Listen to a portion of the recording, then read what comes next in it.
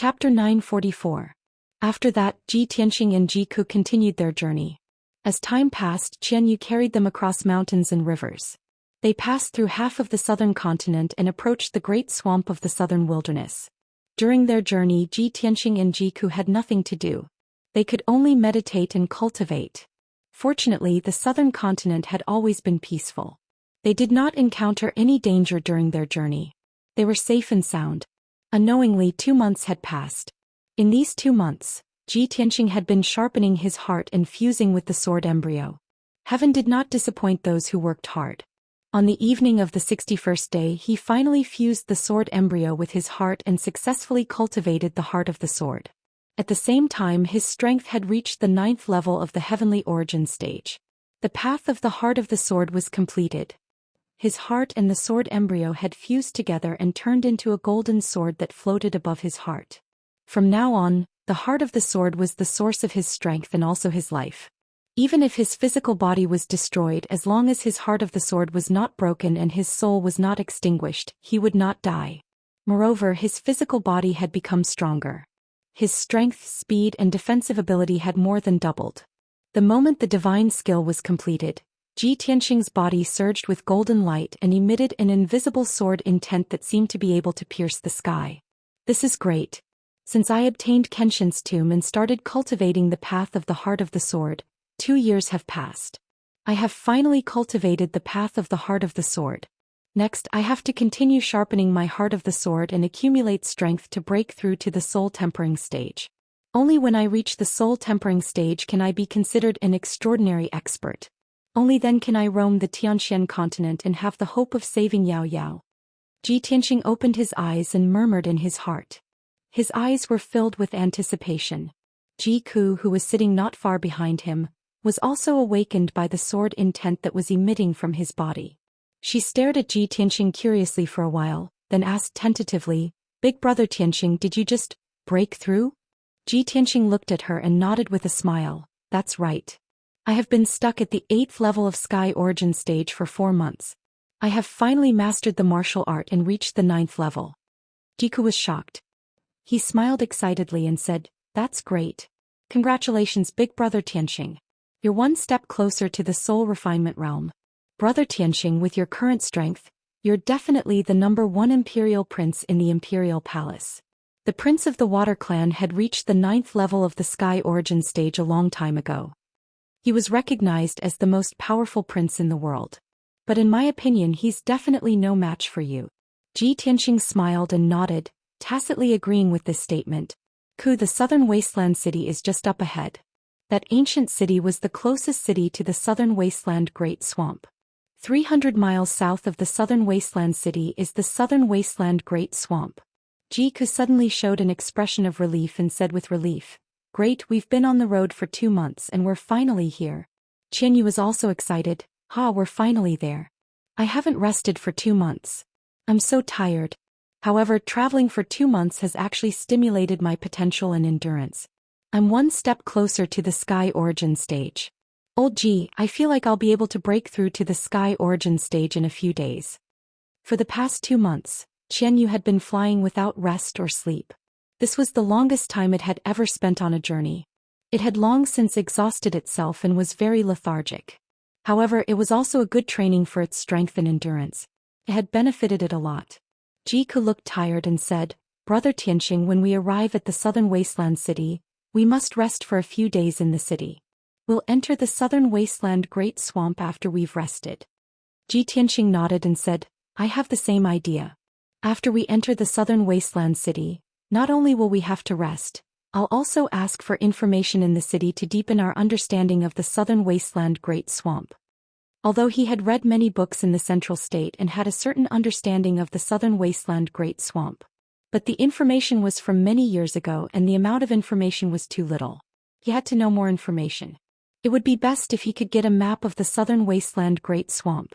Soon, a huge shadow appeared on the ground in front of them. It was an ancient and majestic city with a radius of 100 miles. It was located on a vast yellow grassland. Under the afterglow of the setting sun, the ancient city was covered with a layer of hazy golden light. Looked very mysterious. As Qianyu rapidly approached, Ji Tianxing and Ji Ku looked up and finally saw the appearance of the city. Huge dark brown rocks were piled up to form a huge city wall that was 10 feet high. On the city wall there was a tower every 100 meters. A group of city guards was stationed in each tower, and they had set up huge magical ballista cannons. At the foot of the 30-meter-tall city gate, there were over 100 black-armored city guards standing guard. These city guards were all elite soldiers. They wore red tasseled helmets, had blades at their waists and held spears in their hands. Their whole body emitted an iron-blooded murderous aura. There were not many people going in and out of the city gate. They lined up in an orderly manner waiting to be checked. Seeing this scene, Ji Ke asked Ji Tianxing with some doubts, "Brother Tianxing, is that the southern wasteland city? It seems that the city is heavily guarded as if there's going to be a war."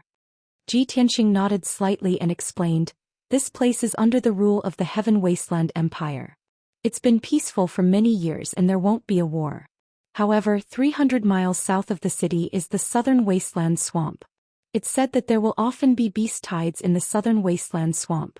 There are tens of thousands of ferocious demonic beasts that rush out in groups and besiege the Southern Wasteland City. Therefore, the Southern Wasteland City has always been heavily guarded, guarding against the attacks of beast tides at any time." Beast tide? Ji Ku frowned in puzzlement, feeling that this term was novel. Ji Tianxing explained, "Tens of thousands of ferocious beasts and demonic beasts, rushing out of the Southern Wasteland Swamp and wreaking havoc in the Southern Wasteland City. Wouldn't it be like a tide? However, I've only seen this term in books and have never seen a beast tide." Ji Ku nodded as if he understood and muttered with a smile, "I hope we're not so unlucky and don't encounter any beast tides." As the two talked, they soon arrived outside the city gate of the Southern Wasteland City. Qian Yu descended from the sky. Ji Tianxing kept it in the 100 treasures brocade pouch and let it have a good rest. Then Ji Tianxing took Ji Ku and walked towards the city gate of the Southern Wasteland City. The two followed behind the crowd of people and waited for about half a quarter of an hour before they were checked by the city guards. They paid the entrance fee of 4 spirit stones before they were allowed to enter the city. After entering the city, the two walked along the wide and ancient black flagstone street, heading towards the center of the city. Chapter 945. The style of the Southern Wasteland City was completely different from that of the center state. Most of the houses and buildings in the center state were exquisite and gorgeous, revealing a solemn and refined aura. Most of the palaces and buildings in the Southern Wasteland City were rough in appearance, with ancient and strange shapes, revealing a trace of wild and unruly temperament. Even the clothes of the civilians in the city were mostly made from the furs of beasts. Many men were wearing boots and shorts made of animal skin, short coats and waistcoats made of animal skin. Around their necks and wrists, there were also bead chains made of animal bones and animal teeth. The number of warriors in the Southern Wasteland City was obviously more than that of ordinary cities. Not only were most of the men carrying swords and sabers, but even the seemingly charming women were also carrying swords or short sabers on their backs. Ji Tianxing strolled in the city for half an hour, using his soul sense to monitor the surrounding movements, listening to the conversations of the people and silently collecting information. He gradually understood that the Southern Wasteland City was not only populated by local people, but also many warriors from all over the world. Most of these warriors were rangers and adventurers, who wanted to explore the Southern Wasteland Swamp to look for treasures, or to hunt demon beasts and collect elixirs. Although the Southern Wasteland Swamp was very dangerous, danger often coexisted with opportunity. There were many ancient relics in the Southern Wasteland Swamp, which hid the cave residences of the predecessors, or some secret treasures. In addition, there were many ferocious beasts, spiritual flowers, rare herbs and mineral resources. If one could obtain these things, they could be exchanged for spirit stones and cultivation resources. Ji Tianxing and Ji Ku strolled around the city twice, and had a general understanding of the Southern Wasteland City. Then they found an inn in the city and temporarily stayed there. This inn was located in the center of the city, and was built in a very luxurious style. Not only did it have a palace, but it also had a spacious courtyard. There were hundreds of guests in the inn, most of whom were adventurers from all over the world. Most of these adventurers were traveling in groups, and they were quite cautious in their actions and words. After Ji Tianxing and Ji Ku checked in, they rested in their respective rooms, silently meditating to restore their strength. The night passed quickly. The next morning, Ji Tianxing's mental state had recovered a lot. He ended his meditation and walked out of the room. He went downstairs to the lobby on the first floor and saw that it was empty. There were only a few workers wiping the tables and chairs. A middle-aged man wearing a square scarf hat and a short coat made of animal skin was sitting at the counter, dozing off. The white-haired man was the innkeeper of the inn. Ji Tianxing walked to the front of the counter and asked, "Shopkeeper, do you know who is the most well-informed person in the southern wasteland city? I want to get some information." The shopkeeper opened his sleepy eyes and glanced at him. Slowly he said, "What information? If you have any information about the great swamp of the southern wasteland, you can look for Mr. Hu." "Mr. Hu? Where should I go to find him?" Ji Tianxing raised his eyebrows. The shopkeeper said with a smile, "Mr. Hu lives in the Four Quarters house. You can go there to find him. He is a well-known know-it-all in the city, and he is especially knowledgeable about the great swamp of the southern wasteland. However, the number of people who want to find him for information is as many as the carps crossing the river. Young master, you'd better prepare a generous gift to get what you want." "Thank you." Ji Tianxing nodded. 2 spirit stones appeared in his palm out of thin air and he put them on the counter. The shopkeeper's smile became more and more brilliant. He put away the spirit stones with a smile and added, "Mr. Hu and I are old friends. Young master, after you go there, you can report my name as shopkeeper Niu. It will save you a lot of time waiting in line." "I have to wait in line to get information? Are there really so many people looking for him?" Ji Tianxing frowned slightly and muttered in his heart. But he didn't say anything. He nodded to shopkeeper Niu and turned around to leave the lobby. He casually asked around on the street and found out the address of the Four Quarters house. He then rushed over as fast as the wind. Half an hour later he passed through a clean and tidy street. He walked to the end of the street and arrived in front of the gate of a courtyard. The courtyard wasn't big, but it was dignified and grand. There were stone sculptures of a qilin and a lion on both sides of the gate. It was very imposing. There was a red sandalwood signboard above the gate frame. The words Four Quarters House were written in dark gold. It had a bit of an ancient charm. 4 tall and sturdy bodyguards were guarding the gate. They had treasured sabers hanging from their waists, and their bodies emitted a valiant aura. Ji Tianxing stepped through the gate and entered the courtyard. He saw more than 10 martial artists in a line, waiting in front of the lobby. The lobby's gate was tightly shut. It was obvious that Mr. Hu hadn't arrived yet and hadn't started accepting business. Ji Tianxing naturally wouldn't line up. He found a servant in the courtyard and told him that he was introduced by shopkeeper Niu. The servant immediately understood and led him away from the side door. They entered the courtyard behind the lobby. The backyard wasn't big, but it was clean and secluded. There was a 30-zhang tall parasol tree in the courtyard.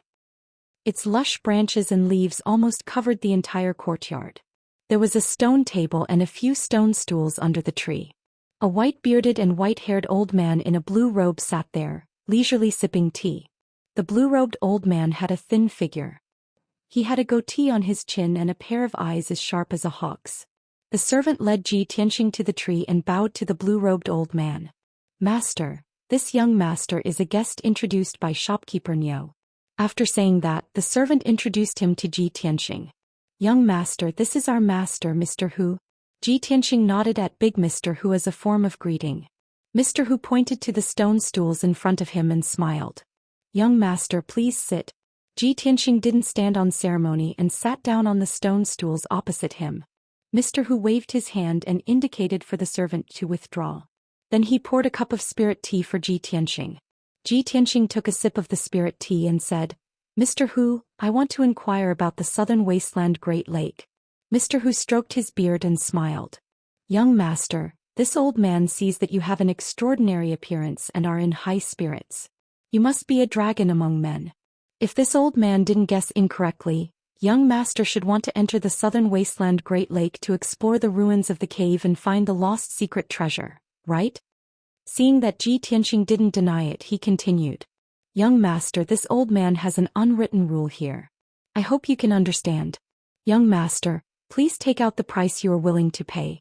100 or 300 spirit stones are fine. Place them on the stone table. If young master has any doubts, just ask this old man." Every time this old man answers a question, I will collect the corresponding spirit stones.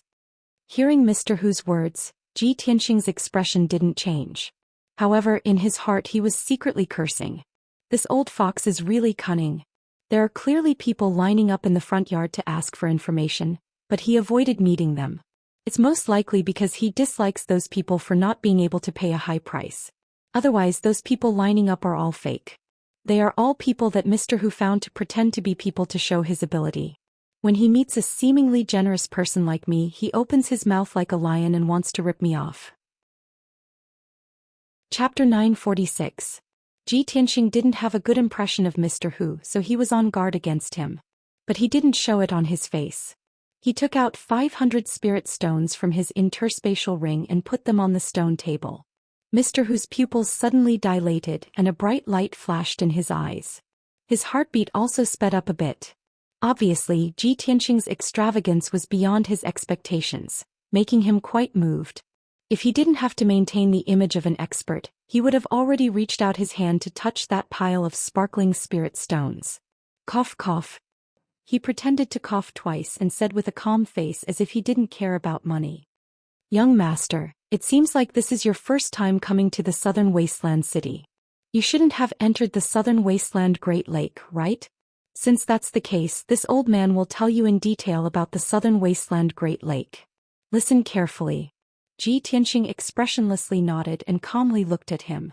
Mr. Hu stroked his beard and slowly explained, the southern wasteland Great Lake is located in the southernmost part of the southern continent. According to legend, it is a land abandoned by the gods. Although the land there is vast and boundless, it has mountains and rivers. But for us humans, it is a forbidden zone for life. It is impossible to establish a foothold or survive in there. Therefore, no matter how powerful a kingdom is, they don't dare to step into the southern wasteland Great Lake, and they don't even dare to build a city there. The terrain of the southern wasteland Great Lake is quite unique. It is like a huge crater with a radius of 1,000,000 miles, as if it was punched by the gods. The surrounding terrain is relatively high and most of it is mountain ranges and forests. But the closer you go to the center of the lake, the lower the terrain becomes. There are very few mountain ranges and most of it is grassland, rivers and lakes. There are also endless swamps. In the entire southern wasteland Great Lake, 60 to 70% of the area is swamps and quagmires. That is the most dangerous area in the Great Lake.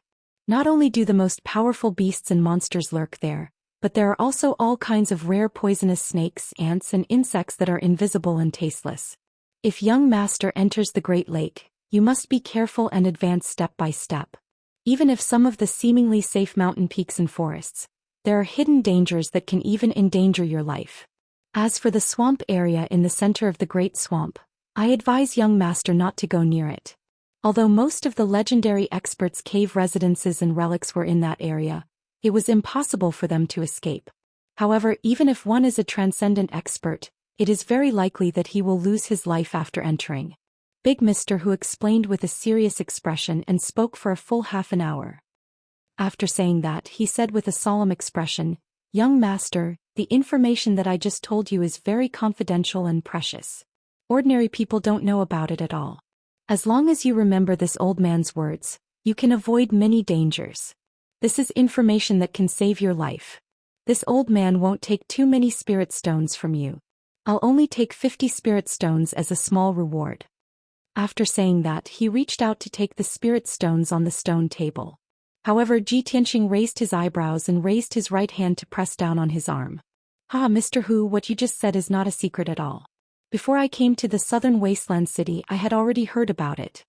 Big Mr. Hu only had the strength of the Yuan Dan stage. With 2 fingers on his arm, he was instantly unable to move. He frowned, looking at Ji Tianxing with some displeasure, asking, Young master, your words are a little biased. The information that I said was obtained from the mouths of the adventurers who have entered the great swamp of the southern wasteland. This information was exchanged with the lives and blood of countless martial artists. You have never entered the great swamp of the southern wasteland, how could you know this information? A confident smile appeared on Ji Tianxing's face as he slowly said, as the saying goes, read 10,000 books, travel 10,000 miles. Although I have never entered the great swamp of the southern wasteland, but I have read 10,000 books, and have some understanding of the great swamp of the southern wasteland. The information that you just said is clearly recorded in miscellaneous records of the clear breeze, Lu Gong's records of the southern wasteland, sights and news of the southern wasteland, and a brief history of the heaven wasteland.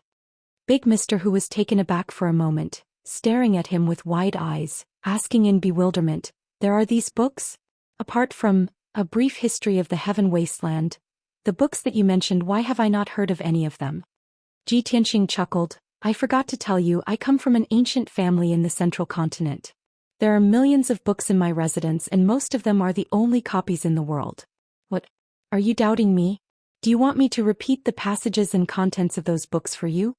Big Mr. Hu's body stiffened, then he quickly squeezed out a smile. "No, of course not." "Then let's continue?" Ji Tianxing looked at him with a smile. Big Mr. Hu was bitter and vexed, but on the surface he had to maintain his demeanor. He reluctantly withdrew his hand, nodding, "Fine, then let me ask, young master, what are you looking for? Or perhaps you are looking for the remains of a cave?"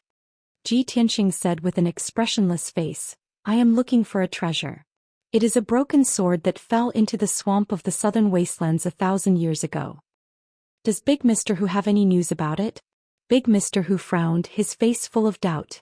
"A broken sword that fell into the swamp of the southern wastelands 1,000 years ago? This is novel, this is the first time I have heard of this. In the past 1,000 years, the number of martial artists that have ventured into the swamp is more than tens of millions. If that broken sword was a divine weapon, it would have been taken away long ago." Ji Tianxing nodded, then continued to ask, "Then does Big Mr. Hu know which places in the swamp are more strange? Or perhaps strange things have happened somewhere and rare phenomena have appeared?" Big Mr. Hu frowned and thought for a long time, then said with a serious face, "According to what I know, in the mountains and forests at the border, there are dozens of famous areas. Among those dozens of places, there were only 3 that had strange occurrences and strange occurrences. One is the evil dragon pool, another is the colorful forest, and the last one is the carefree mountain. The evil dragon pool is a deep pool surrounded by mountains. It is said that the pool is unfathomably deep and there is an evil dragon hiding in it. Every few years, it will summon the wind and rain, stirring up chaos within 1,000 miles. The colorful forest is a misty forest. It is shrouded in colorful poisonous fog all year round, and outsiders are not allowed to enter. It is said that 300 years ago, there was a strong martial artist who broke into the colorful forest and saw a group of strange people living there. Some of those strange people looked like butterflies, some like moths, and some like wasps. No one knew what race they were. As for the carefree mountain, it was a lonely giant peak. It stood among the mountains, but it appeared and disappeared from time to time. Normal martial artists would not be able to detect it. Moreover, the mountain was very strange. It often changed its position. Last year it was in the east, this year it was in the south, and next year it appeared thousands of miles away in the north. It is said that on the Carefree Mountain there lived a group of carefree spirits. They were very smart and had powerful magic power. Chapter 947. After listening to Mr. Hu's explanation, Ji Tianxing was both puzzled and intrigued.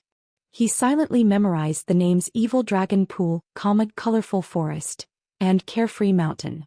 After frowning and pondering for a moment, he asked Mr. Hu, "So the southern wasteland swamp is not inhabited by humans, but by other races?"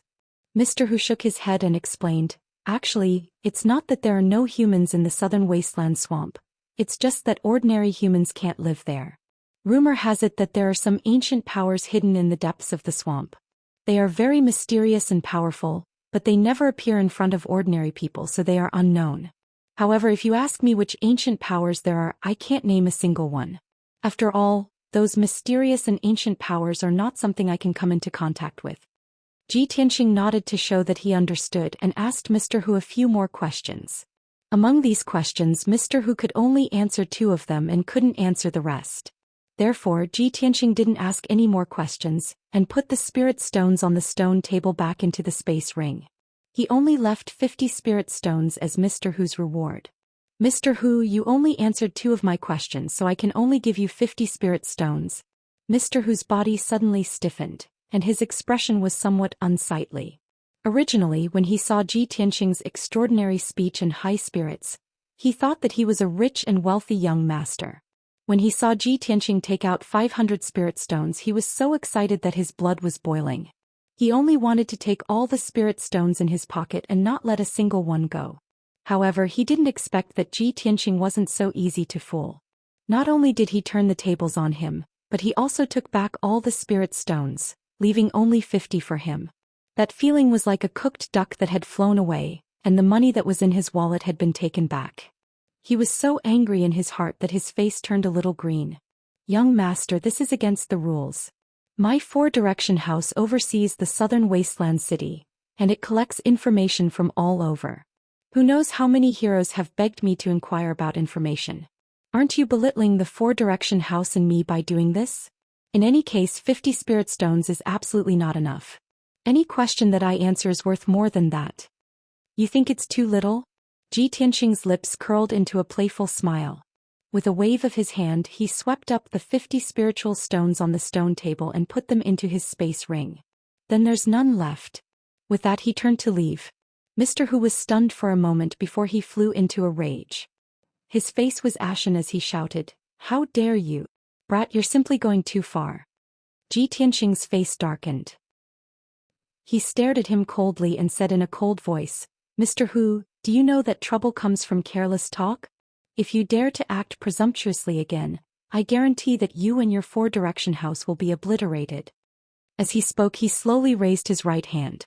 A golden light flashed in his palm, and a terrifying, devouring power erupted. Shwa! Before Big Mr. Hu could react, he was sucked in. Ji Tianxing's big hand grabbed his neck and said in a cold voice, "You and shopkeeper Niu are colluding to cheat others. Do you really think I can't tell? I'm in a good mood today, so I won't argue with you. If you dare to pester me again, I'll break your neck. Don't think that you can bargain with me just because you're a local in the southern wasteland city. You're not worthy. Even if the governor of the southern wasteland city came, he would have to kneel in front of me." With that, he let go of his hand and threw Big Mr. Hu back under the tree. Big Mr. Hu fell on the stone table with a plop, and then fell to the ground in a sorry state. He was filled with anger and humiliation.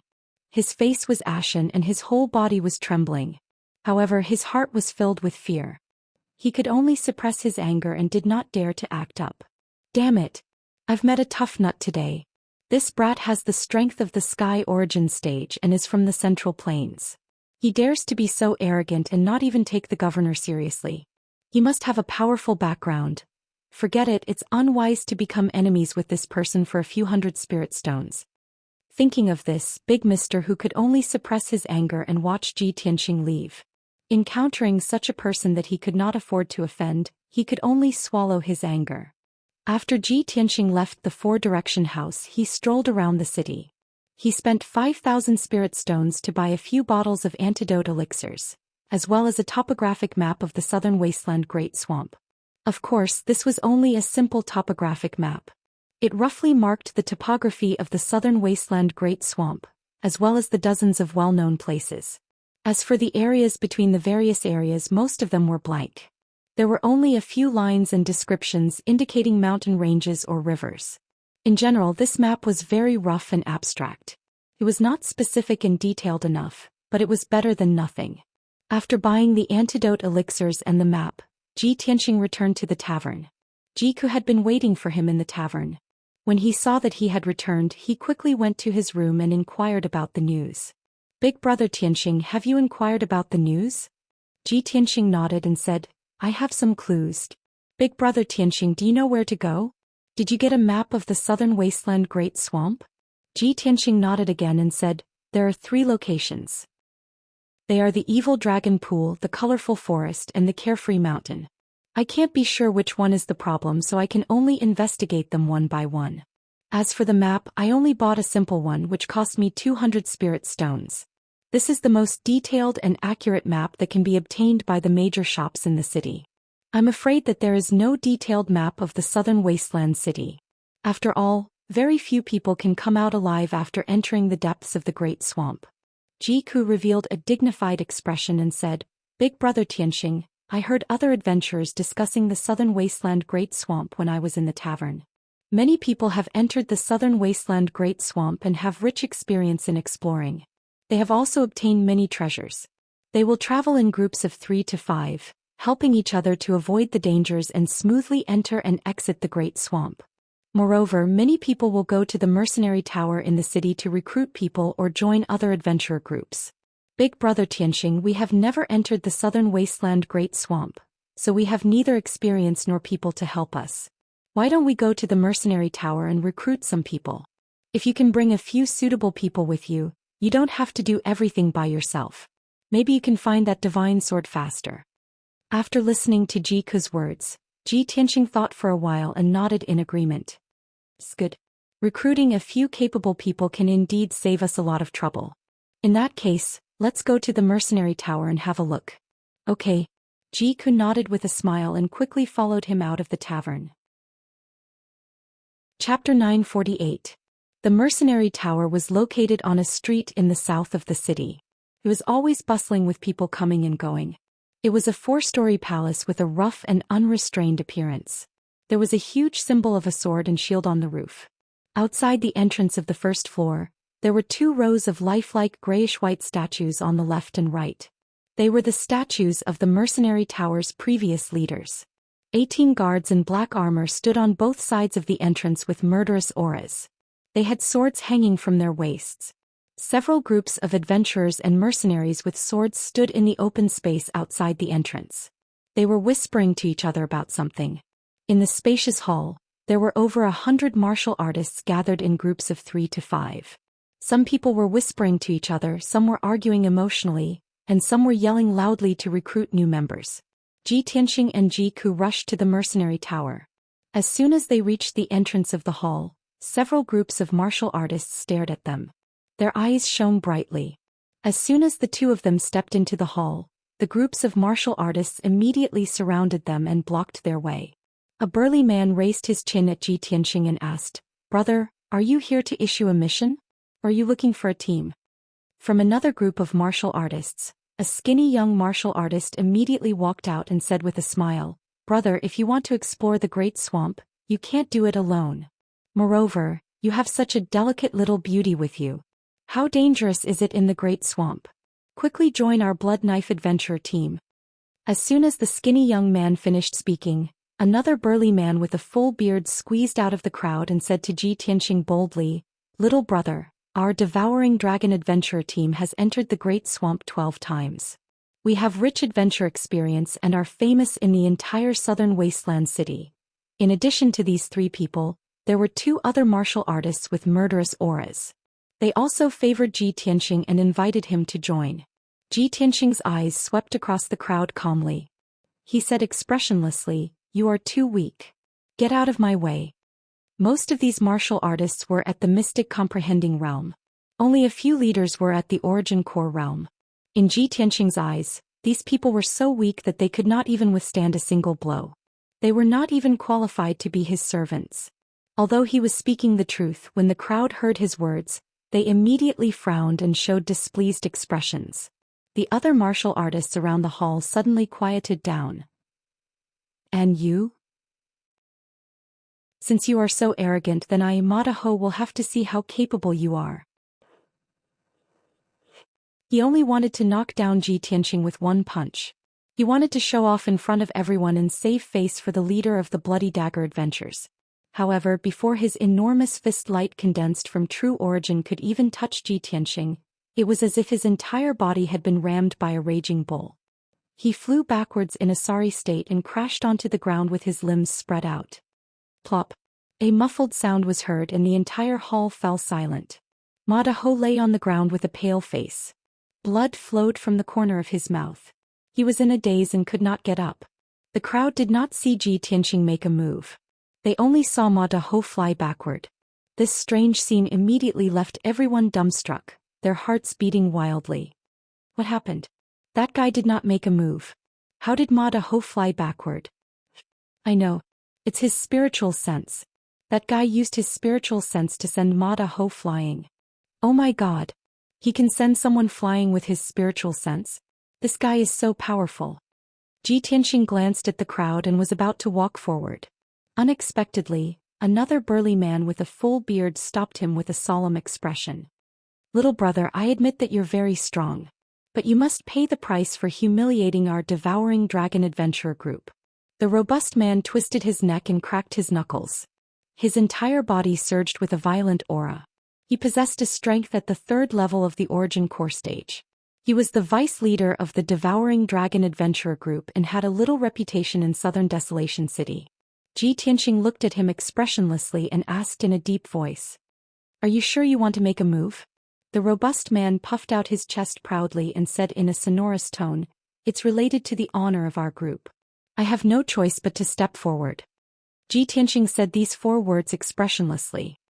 He raised his right hand like a bolt of lightning and slapped out, You'll have to bear the consequences. The robust man did not see his movement clearly at all. He did not even have the time to block before he was slapped flying. Bang!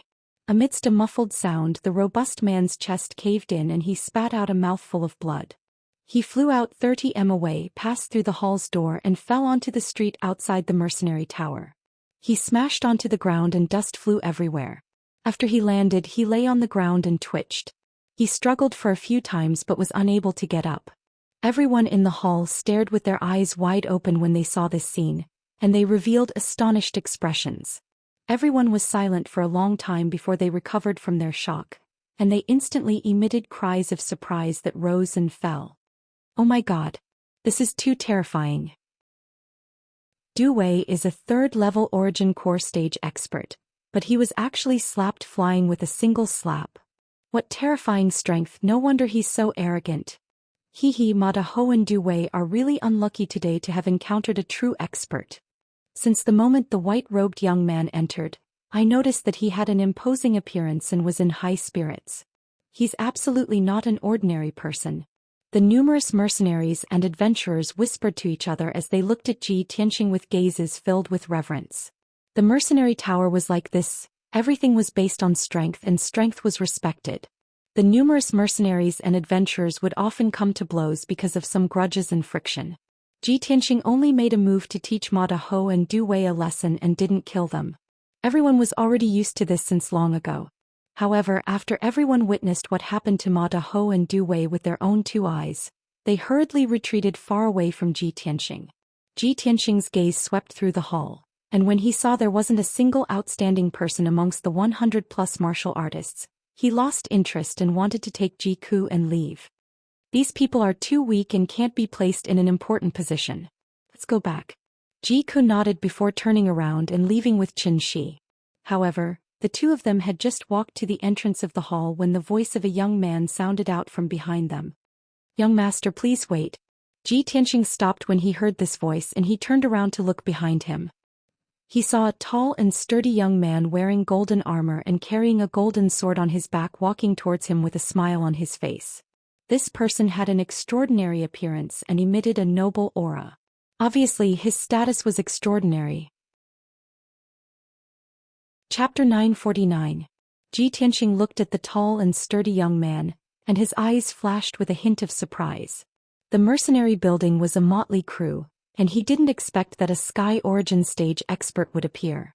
Moreover, this tall and sturdy young man wearing golden armor and carrying a golden sword on his back was obviously not a human. He had a head of golden hair, dark golden pupils, and a nose that was flatter and wider than a human's. Especially his ears, which were half the size of a palm, pointed upwards and had a layer of golden hair. However, his appearance didn't look ugly and had a somewhat carefree and unrestrained temperament, and also had a mysterious temperament unique to a different race. The blonde young man walked in front of Ji Tianxing, cupped his hands in salute and said with a smile, "Young master, can I have a word with you?" Ji Tianxing roughly guessed his intention and calmly nodded. The blonde young man took him out of the hall, and walked to the side of the mercenary building to an empty alley. After the 3 of them stood still, Ji Tianxing opened his mouth and asked, "Sire, what can I do for you?" The blonde young man cupped his hands in salute and said, "Let me introduce myself. My name is Zhou Xian, a prince of the Golden Lion clan. May I ask this young master's name?" Golden Lion clan? Ji Tianxing raised his eyebrows and secretly thought, "Sure enough, it's a different race and a mysterious race that I've never heard of." He calmly replied, "I'm Ji Tianxing." Zhou Xian didn't have any unusual reaction and still maintained a polite smile and said, "Young Master Ji, you too want to explore the southern wasteland Great Lake, right? It just so happens that I also want to go to the southern wasteland Great Lake. I've been looking at the mercenary building for 2 days, but I haven't been able to recruit suitable people. Just now when young Master Ji entered the hall, I saw that young Master Ji's skills were extraordinary, and you're the person I've been looking for. Here I sincerely invite the two of you to join my Divine Lions Adventure group. We can help each other work together and explore the southern wasteland Great Lake together. Ji Tianqing slightly frowned and expressionlessly asked, Divine Lions Adventure group? How many people do you have? What are their strengths? Shi Zhongjian was stunned for a moment, then quickly explained. My Divine Lions Adventure group was only established yesterday, and I am currently alone. I have not recruited the right people. However, as long as the two of you are willing to join us, we will have 3 people. Moreover, we are all Sky Origin stage cultivators. We will be able to explore the southern wasteland Great Swamp with twice the result with half the effort. We will be invincible. Shi Zhongjian's face was filled with anticipation. The more he spoke, the more excited he became. Ji Ku immediately burst into laughter, looking at him with a strange look in her eyes. Ji Tianqing also looked at him as if he was looking at an idiot and asked, You dare to call yourself an adventurer team by yourself? And they even invited us to join them? Shi Zhongjian was stunned for a moment and asked doubtfully, What's wrong? Is there a problem? Young Master Ji, as the saying goes, the beginning is always the hardest. As long as the two of you join my Divine Lions Adventure group, the 3 of us are Sky Origin stage cultivators. We will definitely attract a lot of experts to join us and work for us. Ji Tianqing glanced at him and said expressionlessly, If you want to join forces with me, then cancel your Divine Lions Adventure group. We don't need this kind of false reputation and we don't need to find more people. Warriors below the Sky Origin stage will only be a burden to us and are useless. In addition, I will be in charge of the itinerary and arrangements. To put it bluntly, you have to listen to me. This. Shi Zhongjian was stunned. He fell into a dilemma and hesitation. Young Master Ji, is this appropriate? Forming an adventure group to explore the southern wasteland Great Swamp is my plan. In any case, I am the prince of the Golden Lion clan. Of course you have to listen to me. Seeing his reaction, Ji Tianqing turned around and left without hesitation. Seeing him and Ji Ku turn around and leave, Shi Zhongjian quickly followed and anxiously shouted, Hey! Young Master Ji, don't go. I haven't finished speaking yet. Ji Tianqing ignored him and continued to walk out with an expressionless face. Ji Ku followed behind him, pursing her lips and secretly laughing. Shi Zhongjian saw that Ji Tianqing didn't give him any face and was as anxious as an ant on a hot pan. He weighed and struggled for a moment before shouting, Young Master Ji, I promise you, I can give up the Divine Lions Adventure group and join you. However, I also have my own goals and plans. We have to get along as equals and help each other. Ji Tianqing glanced at him, then walked out of the alley without saying a word, and walked onto the main street. Is this still not enough? Shi Zhongjian followed closely behind him. After struggling for a while, he helplessly shouted, Okay, I will agree to all of it. I am willing to join your group. I will listen to you on the itinerary and the itinerary. Seeing that Shi Zhongjian had compromised, Ji Tianqing stopped. Shi Zhongjian suddenly felt relieved. He squeezed out a smile and said, Young Master Ji, then we have a deal. I wish us a happy cooperation. Ji Tianqing revealed a playful smile. He looked at him and said, Don't worry, I haven't agreed to accept you. Let me ask you, have you ever entered the southern wasteland Great Swamp? Do you have any experience in exploration? Shi Zhongjian suddenly revealed an embarrassed expression. He scratched his head and said, This is my first time in the southern wasteland city. I have never entered the southern wasteland Great Swamp. Before, I have always been in seclusion in the sect. I have almost never explored the dangerous places and ruins. Because of this, I want to form an adventurer group and recruit people to explore the southern wasteland Great Swamp. Ji Tianqing nodded and asked in a playful tone, In this case, what is the meaning of you joining us? What can you do? How can you help us? Shi Zhongjian frowned. He thought for a while and said confidently, I am at the 4th level of the Sky Origin stage. I am proficient in the secret sword art of the Golden Lion clan. I am very powerful, Jika couldn't help but laugh out loud. Ji Tianqing also rolled his eyes and said angrily, I am sorry, you can't even take one hit from me. Shi Zhongjian suddenly felt ashamed. His face flushed red and he looked helpless. Jiku covered her small mouth and smiled even more brightly. She whispered to Ji Tianxing, "Brother Tianxing, this guy seems to be traveling for the first time. He is so silly." Ji Tianxing just nodded and didn't say anything. However, he had another idea in his mind. This guy is the prince of the Golden Lion clan. His identity is mysterious and it is his first time to leave the sect. What kind of sect can cultivate a young genius at the 4th level of the Sky Origin stage? With this guy's talent and strength, even in the Central Plains he is qualified to be a prince in the royal palace. It seems that his clan and sect are not simple. At this time, Jiku saw Shi Zhongjian's uneasy appearance. He couldn't bear it, so he asked, "Shi Zhongjian, do you have a map of the southern wasteland Great Swamp? A detailed map?" Chapter 950. It was inconvenient to talk on the street, so the three of them returned to the inn. In the room, the three of them sat around a round table looking down at a map on the table. This was a map engraved on golden paper. When rolled up, it would be a golden ball. When spread out, it could cover the entire table. The map clearly depicted the entire southern wasteland Great Swamp.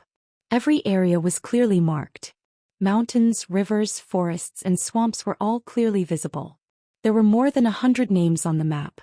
The terrain and routes between each area were also clearly marked. There were even hundreds of dangerous areas and dozens of safe areas on the map. All in all, this was a very detailed map. It was 10 times more detailed than the one Ji Tianxing bought. The map marked 50% of the southern wasteland Great Swamp. Only the swamp area in the middle was still blurry. Ji Tianxing could see that this golden paper map was very old. It was at least 200 to 300 years old. Moreover, this map was definitely not made by a Sky Origin expert. At least several spirit refining experts were needed to explore the southern wasteland Great Swamp so clearly. After Ji Tianxing finished looking, Shi Zhongjian put away the golden paper map. He rolled it into a golden ball and put it into his interspatial ring. He quietly observed Ji Tianxing's reaction and asked tentatively, "Young Master Ji, is this map of mine very detailed?" "Yes." Ji Tianxing nodded and said, "It is very detailed. But looking at this map, it is at least 200 to 300 years old. I'm afraid many things have changed. Shi Zhongjian, where did you get this map?" Shi Zhongjian hesitated for a moment, then shook his head and said, "Young Master Ji, please forgive me for not being able to answer this question. This is my secret." Ji Tianxing stopped asking. Jiku rolled her eyes and had an idea. She pretended to be unhappy and said in a serious tone, "Shi Zhongjian, this map is very important. It is related to our itinerary and safety. You have to tell us where you came from. Moreover, since you want to join our team, we have to trust each other. We can't hide anything. Otherwise, how can we overcome the difficulties and face the dangers together?" Shi Zhongjian frowned and thought for a moment. He nodded in agreement and said, "Yes, what you said makes sense. Alright, then I'll be honest. This map was given to me by the sect master when I left the sect. This map is indeed 300 years old. It was made by the sect's Grand Elder. He combined the experiences of several soul refinement realm experts when they explored the Great Lake. He spent several years repeatedly verifying and deducing, and it is absolutely accurate." Upon hearing Shi Zhongjian's words, Ji Tianxing and Jiku looked at each other and had the same thought in their minds. Isn't this Shi Zhongjian's thoughts too simple? With just a few words he spilled the beans. Fortunately, we are not evil people. If this fellow had met a cunning and vicious person, he would have definitely suffered. Shi Zhongjian saw that the two of them were silent, so he quickly added, "Young Master Ji, I'm telling the truth. You must believe me. I can see that you have an extraordinary temperament, so I'm sure you have an extraordinary status. I'm willing to trust you, so I'm telling you these secrets." Ji Tianxing nodded and said in a serious tone, "All right, since you're so sincere, it's a deal." Shi Zhongjian saw that he nodded and felt relieved. He smiled and said, "That's great. I wish us a happy cooperation. All right, young Master Ji, are we really not recruiting more people?" Ji Tianxing waved his hand and said, "There's no need. The quality of soldiers is more important than quantity. Anyone below the Sky Origin realm will only be a burden." Shi Zhongjian nodded in agreement and asked, "Young Master Ji, when will we depart?" "We'll rest for 2 days. We'll depart early in the morning the day after tomorrow." Ji Tianqing set the time without hesitation. After that, Shi Zhongjian also stayed in the inn and recuperated in peace. The three of them rested in the inn for 2 days. On the morning of the third day they left the inn together. After leaving the southern wasteland city, the three of them flew into the sky and headed south as fast as lightning. While they were flying, Ji Tianqing told Shi Zhongjian and Ji Ku about their next itinerary.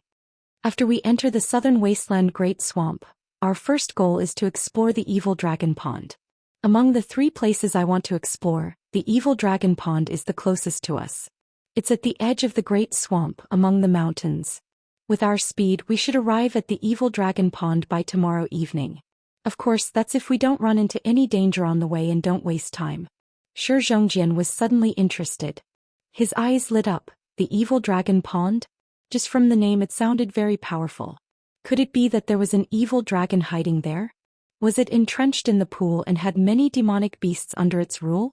Young Master Ji, are we going to catch that evil dragon?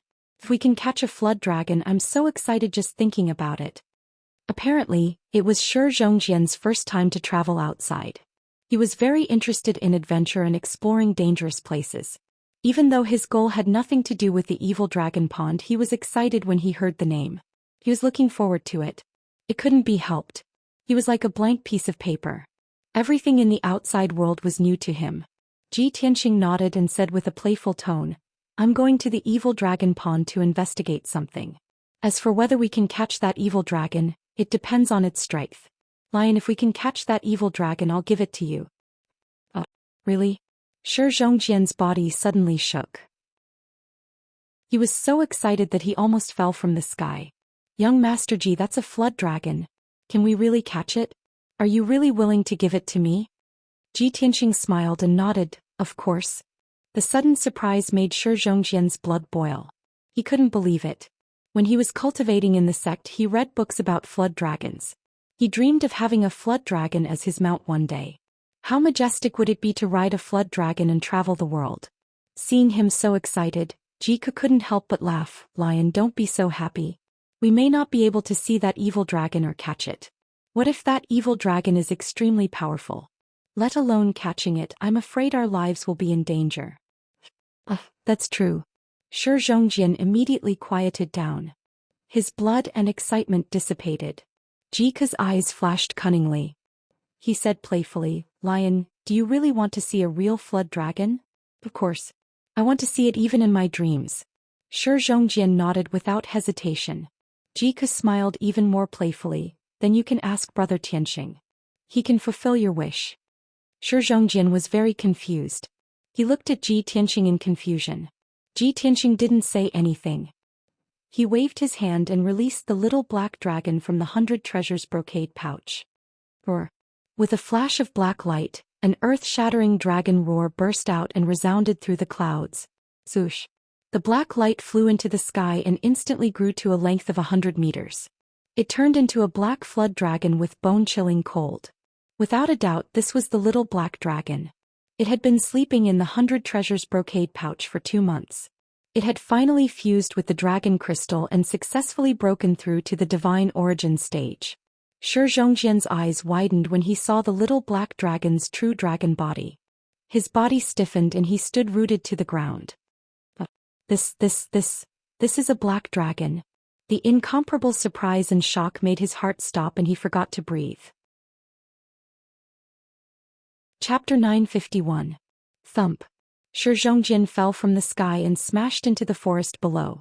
A deep hole was left in the earth and several large trees were also struck down. Shi Zhongjian was in a sorry state from the fall. His body was covered in mud, but he did not feel any pain. Filled with excitement, he immediately climbed out of the hole and flew back into the sky. Swish.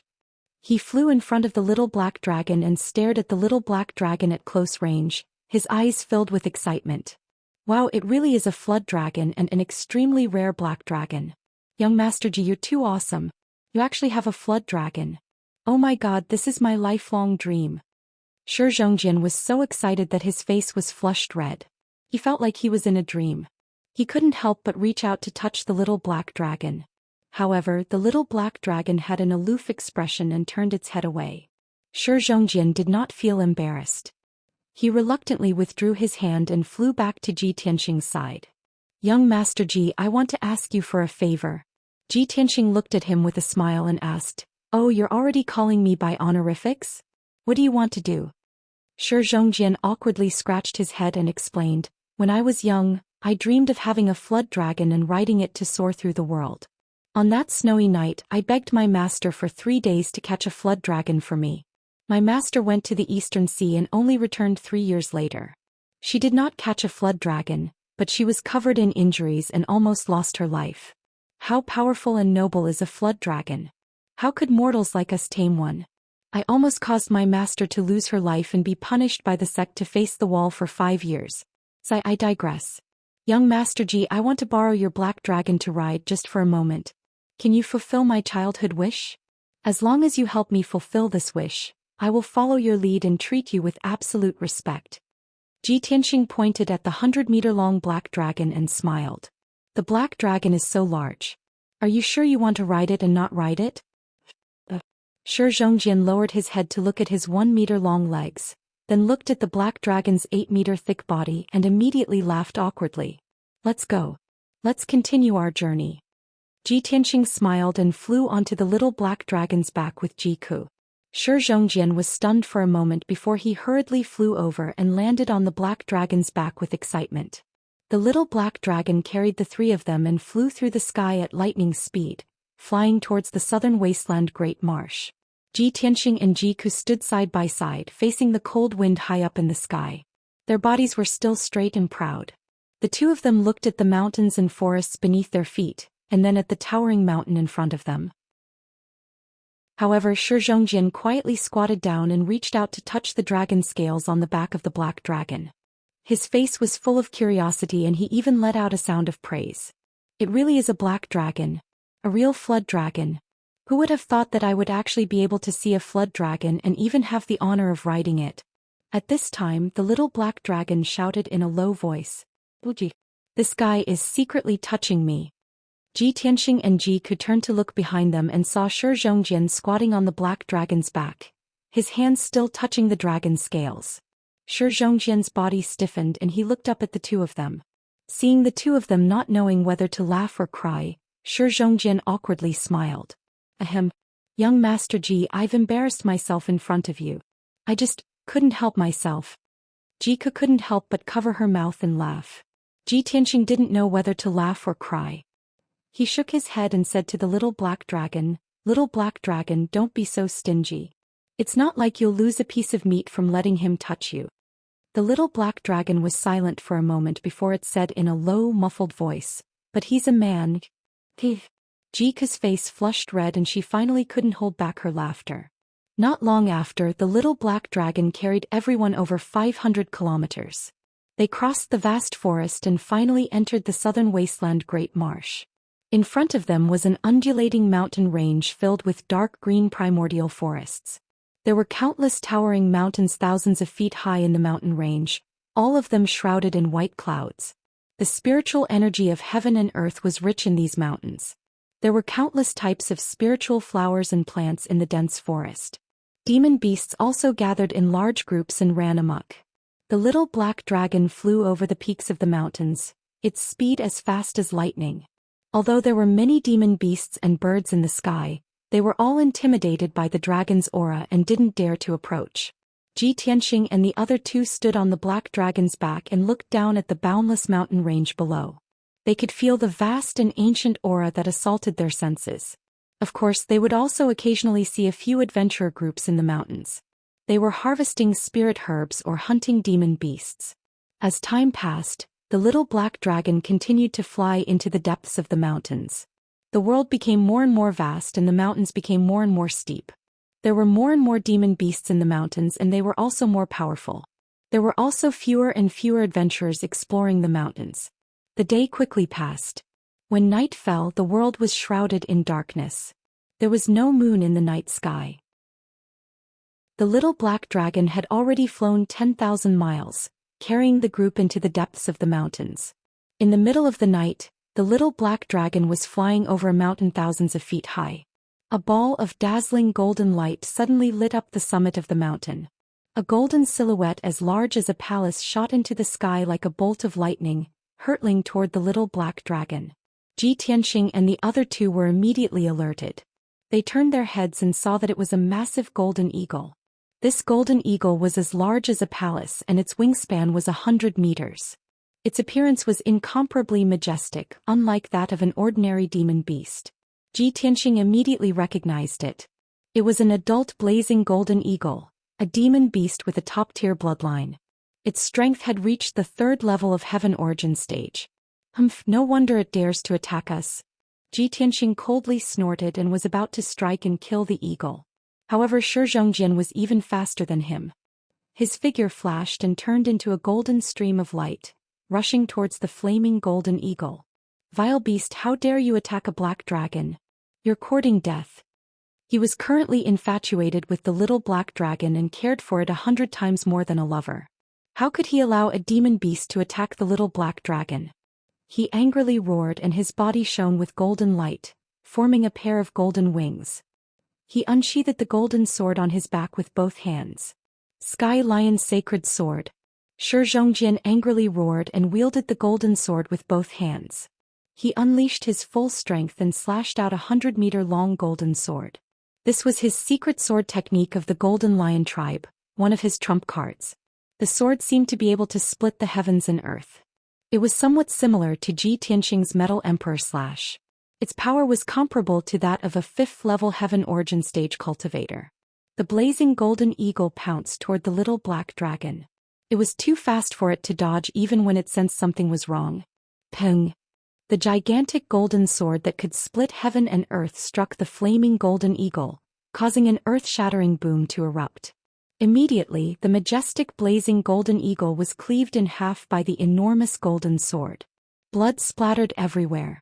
The enormous golden sword didn't lose any of its power. It continued to strike the mountain below. Chapter 952. The ferocious flaming golden eagle was slain by Zhou Xian before it could even touch the little black dragon. There was also a 10,000-meter tall mountain that was cleaved in half by his sword. Ji Tianxing and Ji Ku raised their eyebrows at this scene. A hint of surprise flashed through their eyes. I didn't expect this guy to be so powerful. It's actually comparable to the full-powered attack of a 5th-level Sky Origin Stage cultivator. The Golden Lion clan's secret sword techniques are truly extraordinary. Ji Tianxing nodded his head slightly and exclaimed. Ji Ku chuckled and said, "He's so infatuated with the little black dragon. It's like he's fallen in love with the beauty at first sight." That flaming golden eagle tried to attack the little black dragon. How could it have ended well?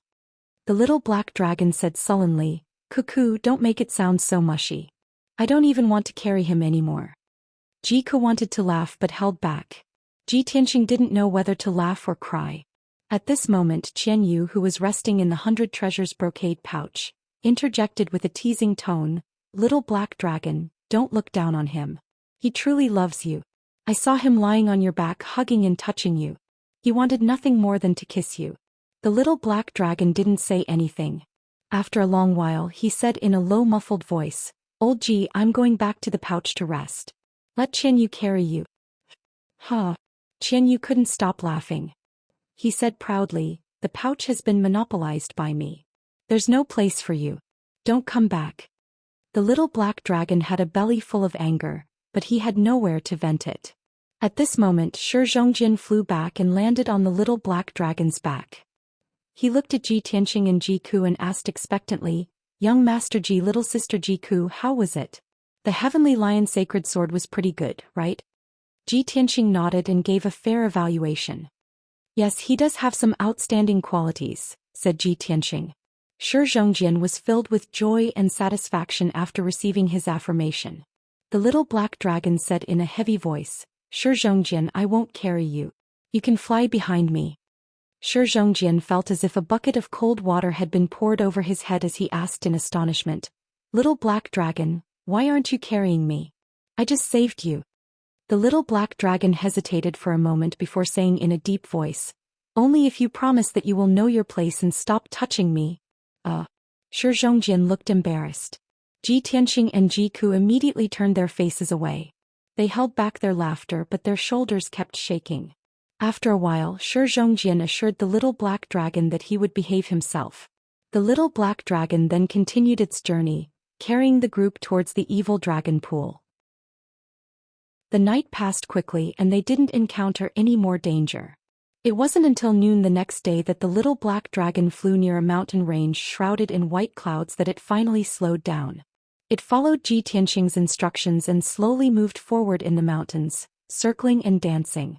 Ji Tianxing looked down at the mountains and forests below, his sharp eyes searching for something. Zhou Xian looked confused and hurriedly asked, "Young Master Ji, what are you looking for? Let me help you." Ji Tianxing nodded and said, "This place is about 20,000 miles away from the southern wasteland city. According to the map, the evil dragon pool should be in this area." "The evil dragon pool? We've arrived so quickly?" Zhou Xian was stunned for a moment before he reacted. He hurriedly took out the map to compare. Ji Tianxing waved his hand and said, "No need for the map. I've memorized it all." Zhou Xian was shocked and asked in disbelief, "Such a complicated map with tens of thousands of lines and thousands of regions. You've memorized it all?" "Yes." Ji Tianxing calmly replied. His eyes continued to search the mountains. Zhou Xian was silent. He looked at Ji Tianxing with a complicated expression. Many thoughts flashed through his mind. Who exactly is this young Master Ji? He is powerful, mysterious, and has a black dragon. He only saw the map once in the inn, but he has memorized it all. This is unbelievable. Fortunately, he is a gentleman. If he was a treacherous person, I would have been useless after memorizing the map. He could have just left me and acted alone. Thinking of this, Zhou Xian was even more in awe of Ji Tianxing. At this time, Ji Tianxing's eyes flashed. He shouted, "Found it. It's over there." Zhou Xian and Ji Ku looked in the direction he was pointing. They saw a deep valley surrounded by mountains 100 miles away. In the valley surrounded by dark green forests, there was a jade pool with a radius of dozens of miles. It was noon. The sun shone on the surface of the pool, reflecting golden light. It was very beautiful. The pool was green and clear, as calm as a mirror. The little black dragon carried the three of them to the top of the jade pool. They floated 1,000 meters above the pool. The three of them looked down at the jade pool and carefully observed it. They saw that the jade pool with a radius of more than 50 miles was bottomless. It was deathly silent. The pool was surrounded by dark green forests. There were many strange flowers and plants growing in the forest, which gave off a strong aura of green wood. However, the forest was also silent. There were no traces of demon beasts. "Big brother Tianxing, this place is a little strange. It's too quiet.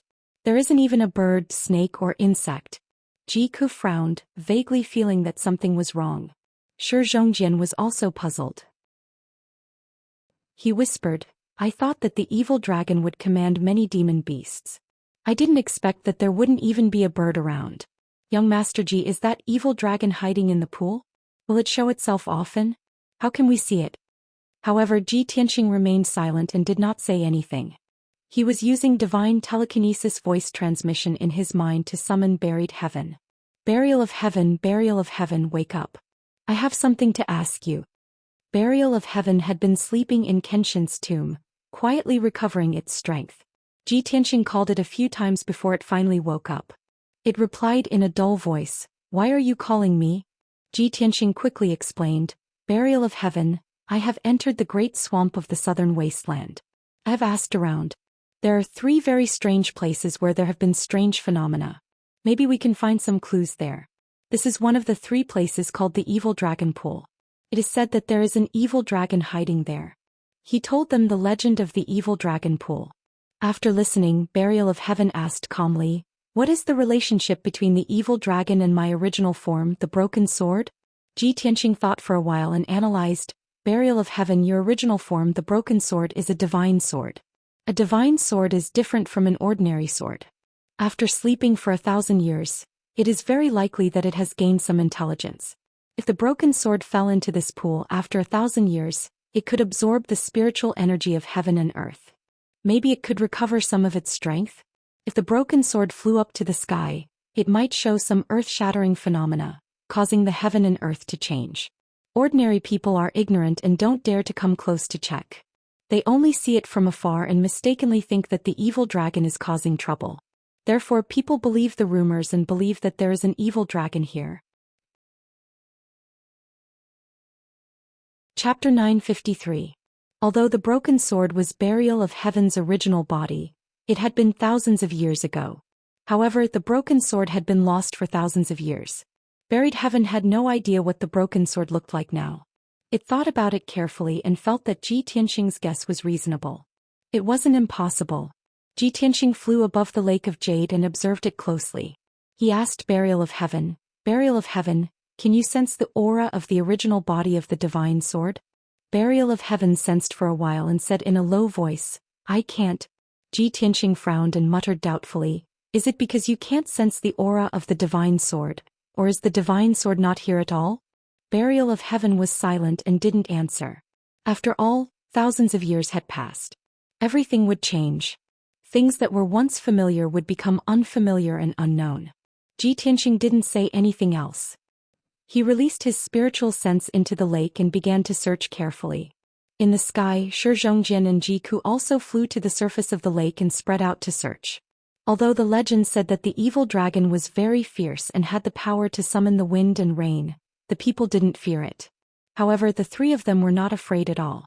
Instead, they were very interested and couldn't wait to find that evil dragon. Ji Tianxing wanted to find the evil dragon because he wanted to see if it was related to the divine sword.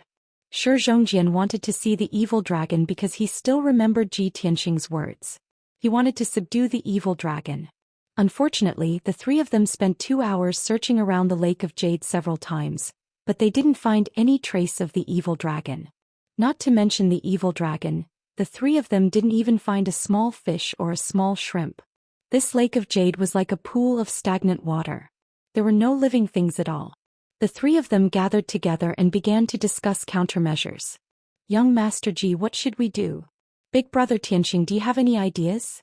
Zhou Xian and Jiku both looked at Ji Tianxing with anticipation in their eyes.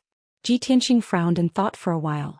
He analyzed, according to the past, the evil dragon doesn't show up often.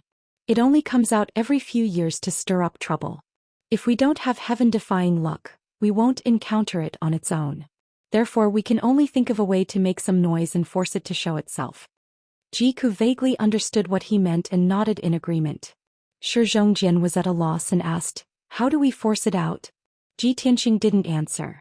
Instead, he revealed a playful smile and slowly raised his right palm to slap the pool. A huge golden palm shadow that was as big as a house appeared. It erupted with an earth-shattering might as it slapped the surface of the water with a bang sound. Instantly, a muffled sound spread over a radius of 100 miles, reverberating fiercely between the mountains. A huge crater appeared on the calm surface of the water. Huge waves that were 100 meters high were stirred up and water splashed everywhere. Such a huge commotion was enough to alarm everyone within a radius of 100 miles. Seeing this, Zhou Xian suddenly understood. He waved his palms and unleashed a golden light, using his secret technique. I see. Young Master Ji, watch my ultimate move. As he spoke, he activated his vast and mighty true essence and condensed it into a pair of huge golden claws that were as big as a palace. He slapped the water fiercely. Sky-seizing claw. Bang bang. The two huge golden claws created 2 huge craters on the surface of the water. Water splashed everywhere and huge waves splashed everywhere. Then Zhou Xian manipulated the 2 huge claws and quickly stirred them in the water. Suddenly, the entire Lake of Jade boiled. The water in the lake surged violently, creating layers of huge waves. As the 2 huge claws moved faster and faster, a huge whirlpool appeared in the middle of the lake. After 100 breaths, the whirlpool expanded to a radius of 15 miles, occupying almost half of the lake. The entire lake was stirred up by Zhou Xian. Huge waves that were hundreds of meters high were stirred up, crazily washing the forests and mountains around the lake. Zhou Xian stopped and smiled proudly. Young Master Ji, even if the lake is 1,000 meters deep, as long as the evil dragon is hiding at the bottom of the lake, it will definitely be awakened. Ji Tianxing stared at the lake for a while and did not see the evil dragon. He could not help but sigh. Unfortunately, the lake is more than 1,000 meters deep. It's like a bottomless well. Zhou Xian was unwilling to give up. He stared at the lake with his eyes wide open and prayed silently in his heart. Soon 15 minutes passed. The huge whirlpool that stirred the lake slowly dissipated. The surface of the lake became calm again. The evil dragon did not appear. Zhou shook his head and said, "We failed. We have to think of another way." Zhou Xian had to accept this reality. He asked with disappointment, "Young Master Ji, could the evil dragon have left long ago? Or maybe we're in the wrong place?" Zhou did not answer him. He frowned and thought for a while. Then he said in a low voice, "Let's try another method. If it still fails, we can only give up." Then he waved at the little black dragon. The little black dragon immediately understood. It swooped down from the sky and stopped on the surface of the lake. Then it opened its huge dragon mouth and let out an earth-shattering dragon roar at the lake. Roar. The little black dragon used all its power to let out a dragon roar. It was full of energy and shook the 9 heavens.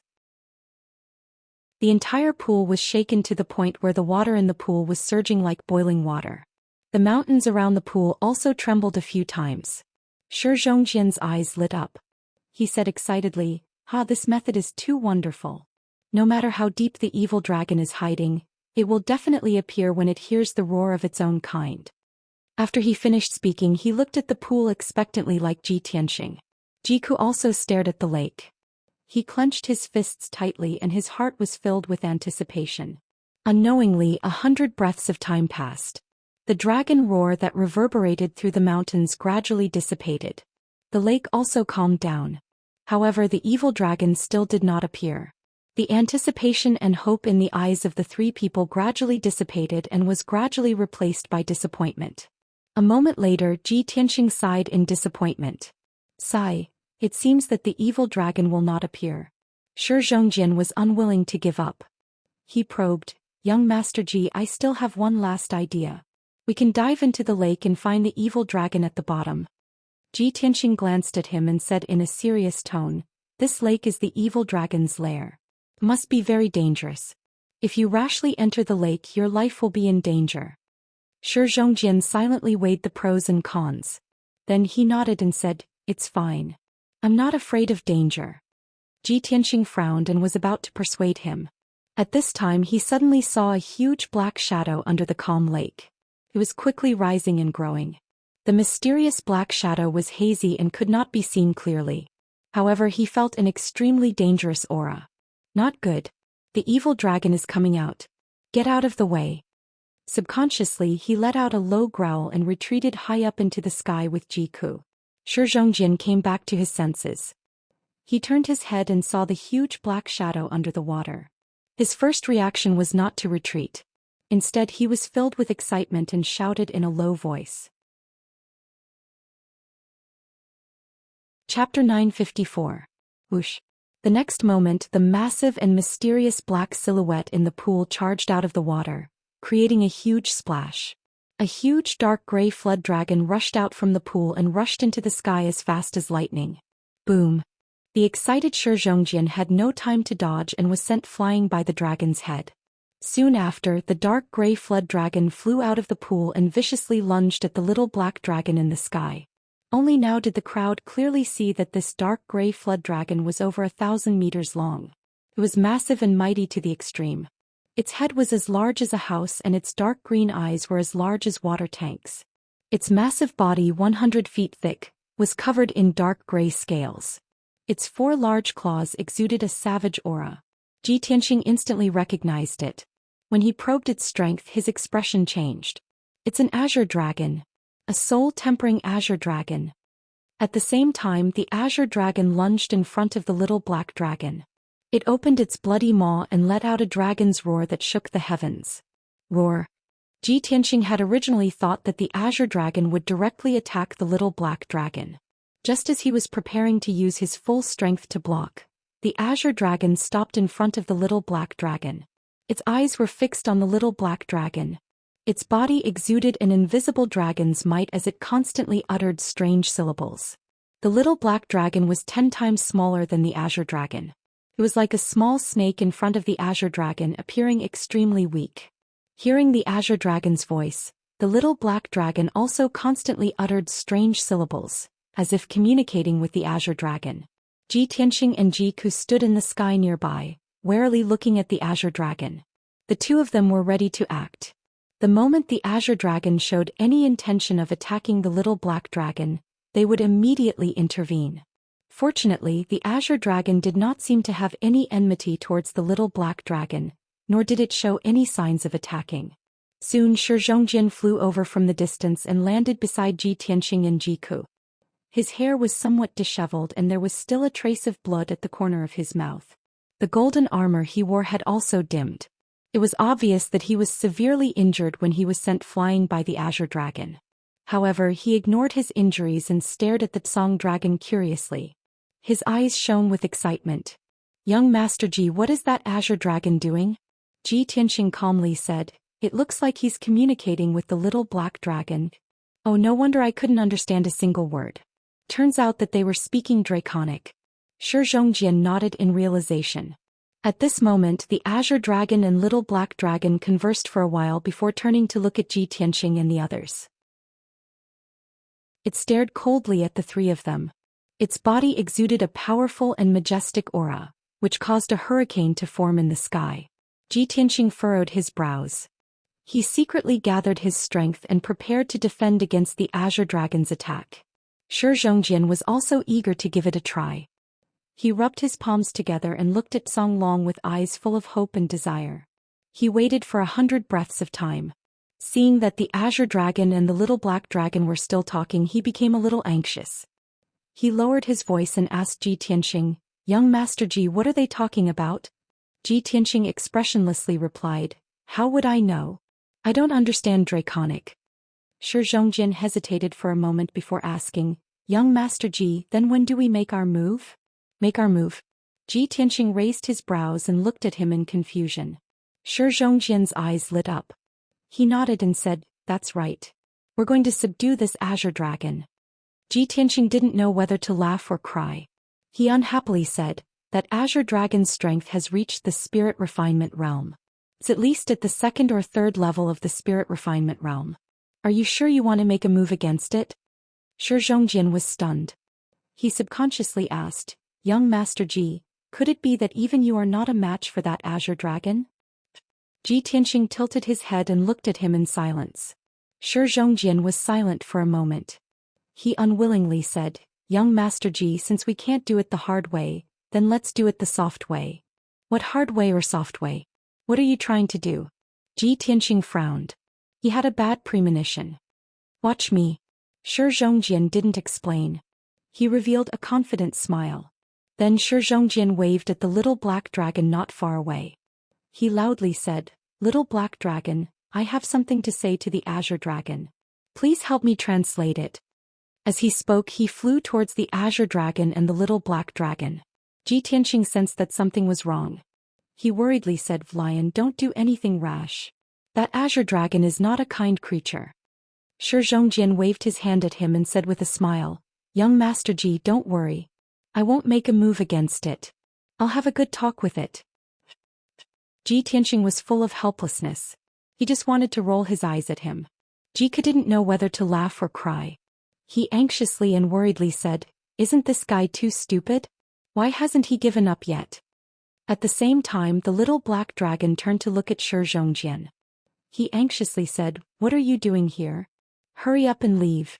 If I hadn't persuaded the azure dragon, it would have already attacked you." Shi Zhongjian didn't care.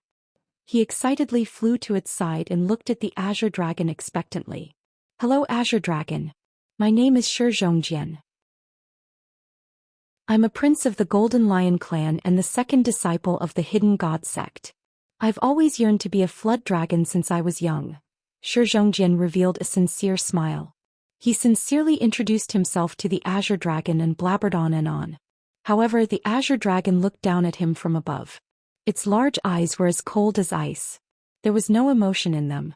After Shi Zhongjian finished speaking, he hurriedly said to the little black dragon, "Little black dragon, hurry up and translate it for me." The little black dragon revealed a helpless expression. He hurriedly shouted to Ji Tianqing, "Old Ji, hurry up and send this idiot back. I've already asked clearly. The azure dragon has nothing to do with what we're looking for. Moreover, the Azure Dragon told us not to disturb its cultivation. It told us to hurry up and leave. Otherwise it won't be polite. After saying this, he added in a serious tone, "This Azure Dragon is extremely vicious and violent. For hundreds of years, it has wreaked havoc in a radius of 5,000 kilometers. It has swallowed and killed at least 10,000 people." Tianxia nodded. He solemnly shouted to Zhou Xian, "Lion, hurry up and come back. This Azure Dragon is an evil dragon. It has the strength of a spirit refinement realm cultivator. There's no way it can be tamed by you. Give up." Zhou Xian repeatedly shook his head. He said in a pleading tone, "Young Master Ji, please let me try. Just treat it as fulfilling a wish of mine. If I miss this opportunity, I'll regret it for the rest of my life." Tianxia considered this for a moment. He helplessly nodded and said, "All right. Then be careful." The little black dragon had nothing to say. It could only translate Zhou Xian's words to the Azure Dragon in the dragon language. After the Azure Dragon heard this, it coldly stared at Zhou Xian. It slowly extended a front claw toward him. Zhou Xian's spirits were immediately lifted. He excitedly welcomed the Azure Dragon's claw with open arms. Chapter 955. Bang! Zhou Xian was sent flying by the Azure Dragon's claw. He spat out a mouthful of blood and fell into the pool. However, he did not seem to feel pain as he hurriedly crawled out of the pool and flew back to the Azure Dragon. He shouted with an aggrieved expression, "Hey, you despicable fellow. I was so kind to you, but you actually treated me like this. You really don't know how to appreciate kindness." Then he hurriedly waved his hand at the little black dragon and said, "You don't have to translate this sentence." Everyone was speechless. Zhou Xian wiped the blood from the corner of his mouth and circulated his energy to suppress his injuries. He continued to speak to the Azure Dragon. "Azure Dragon, I invite you to leave this lousy pool with utmost sincerity. This place is too desolate. You must be bored and lonely here, right? Moreover, this place is very barren and scarce in resources. You have no future in cultivating here.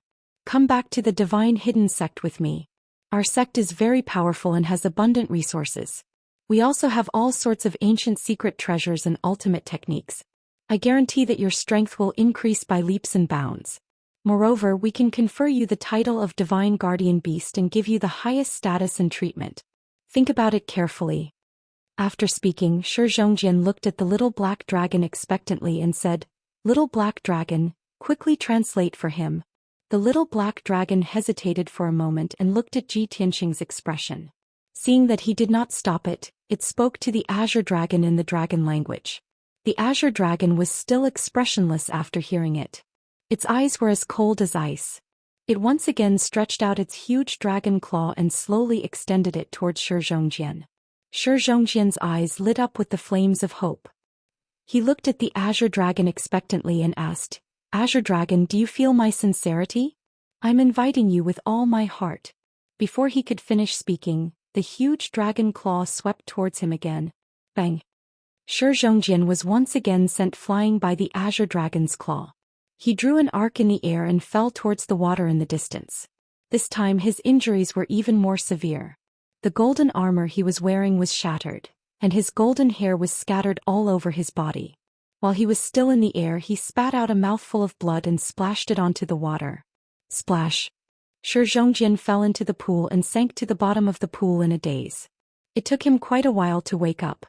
He forced his heavily injured body to fly out of the pool, swaying as he flew back into the sky. Tianxia and Jiku couldn't bear to see him in such a miserable state and hurriedly tried to dissuade him. "Lion, don't be stubborn.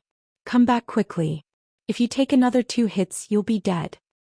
"Zhou Xian, can you not be so naive? The dragon race is proud, especially when this Azure Dragon is at the soul refinement realm. How could it possibly leave with you?"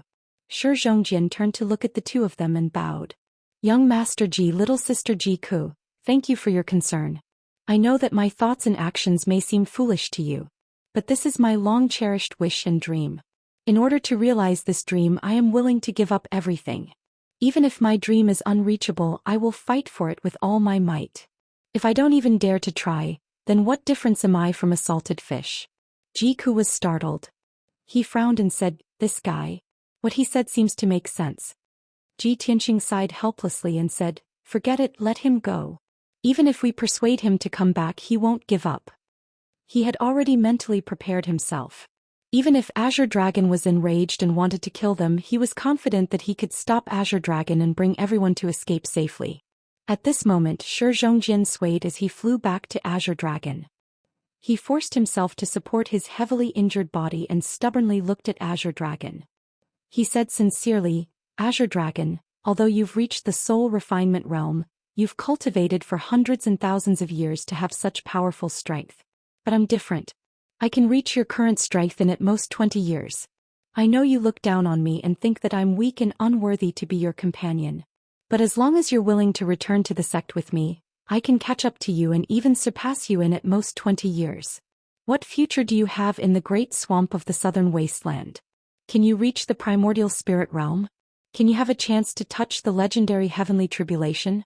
Only by following me will you have a chance and hope.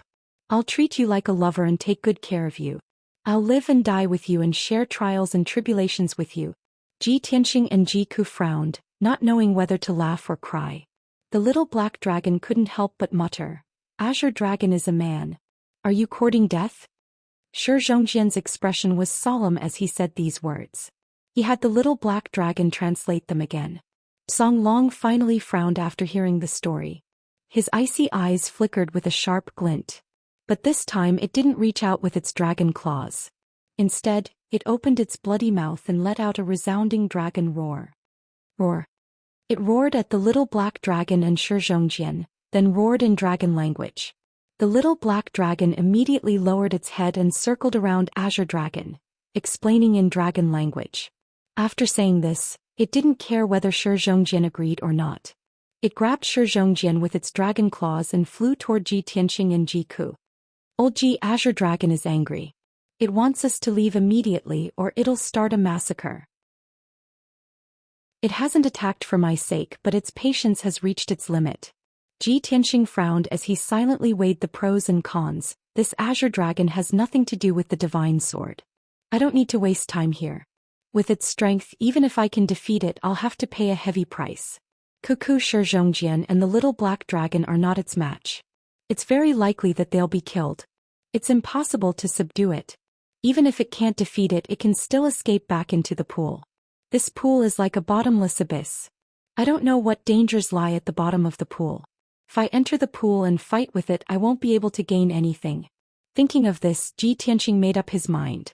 He flew onto the little black dragon's back with Ji Ku and quickly left the pool. The Azure Dragon hovered above the pool.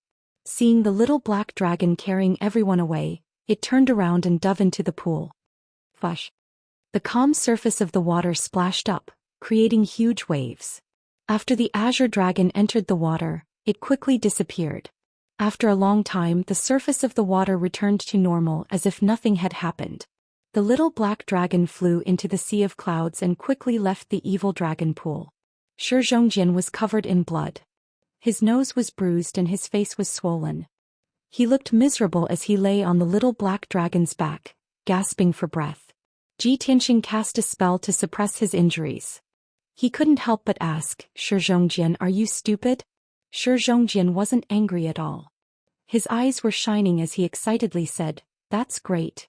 I can see the hope of success. Young Master Ji, do you see? The Azure Dragon sent me flying twice before, but the last time, it only roared a few times and didn't attack me. What does this mean? It must have felt my sincerity and its will has been shaken." Ji Tianqing was speechless. Chapter 956. Shi Zhongjian's stubbornness and naivety made Ji Tianqing and Ji Ku feel helpless. Because this was no longer naivety, it was almost the same as foolishness. Ji Tianqing took out a pill and threw it to Shi Zhongjian. He said unhappily, "Shi Zhongjian, you better give up. Don't even think about going back to find that Azure Dragon. I'm in a hurry and have important things to do. I can't risk my life with you." Shi Zhongjian stuffed the pill into his mouth and chewed it before swallowing it. He quickly nodded and said, "Young Master Ji, don't worry. I know what I'm doing. As the saying goes, more haste, less speed. I've already left a deep impression on the Azure Dragon. It will definitely remember me. Although its will has been shaken, it will definitely need time to consider. It's not suitable for me to go back now. It won't make a decision so quickly. So I have to wait patiently. When I return to the sect, I'll report this to my master. Then I'll bring my master and elders to negotiate with it. With my master and elders' strength, they will definitely be able to persuade it. If they can't, then we'll tie it up and bring it back to the sect. Ah. Jiku looked at him sympathetically and sighed again. Sigh, this guy is crazy. He still won't give up. Ji Tianxing frowned and thought to himself, this guy knows that the Azure Dragon's strength has reached the soul refining realm, but he still has so much confidence in his master and elders. Could it be that his master and elders also have the strength of the soul refining realm? I've never heard of any sect having soul refining realm experts in the southern continent. I've never heard of the hidden god sect either. He was very confused and decided to investigate the hidden god sect after returning to the central continent. For the next few days, the little black dragon flew and hurried towards the depths of the great swamp of the southern wilderness. When the Azure Dragon appeared at the evil dragon pond, Ji Tianxing was sure that the Azure Dragon had nothing to do with the divine sword. The little black dragon also asked the Azure Dragon, but it knew nothing about the broken sword. After Ji Tianxing was sure that the evil dragon pond had nothing to do with the divine sword, he decided to leave without wasting any time. His next target was the Rainbow Forest, one of the 3 wondrous realms. After all, the 7-colored forest was only 80,000 miles away from the evil dragon pool. Carefree Mountain was located in the depths of the great swamp, and that mysterious giant mountain would often move, appearing and disappearing. Therefore, Ji Tianxing wanted to first go to the Rainbow Forest to find out what was going on, and then finally go to Carefree Mountain. Unknowingly, 5 days had passed. In these 5 days, the group had been attacked by many powerful demonic beasts on their way. Most of those demonic beasts were heavenly origin stage demon kings. A few of them had even teamed up to attack the group. Fortunately, Ji Tianxing's battle prowess was terrifyingly strong. After using his secret technique, he quickly killed the attacking demon king. Xianxia had been recuperating the entire time. When he saw Ji Tianxing easily killing those powerful demon kings, he was extremely shocked. However, he didn't forget to cheer. After 5 days of recuperation, his injuries were no longer a problem, but his strength was still a little weak, with only 50% of his strength left. On the evening of the 6th day, they finally arrived at the Rainbow Forest. Ji Tianxing stood on the little black dragon's back and looked at the scenery in front of him. He saw that the towering mountains and precipitous ridges gradually disappeared, and in front of him was a boundless primitive forest. In the dark green forest, towering ancient trees that were 100 meters tall grew. The forest was covered with thick and sturdy vines, and dense thorns grew all over the place. Above the forest was a thick layer of rainbow-colored clouds. The boundless sea of rainbow-colored clouds quietly flowed and bloomed with brilliant colors under the sunlight. It was very dreamy. Ji Tianxing knew that the colorful sea of rainbow-colored clouds looked pleasing to the eye, but in reality, it was a poisonous fog that could take away a person's life. He had the little black dragon slow down and slowly descend towards that lush forest. Whoosh!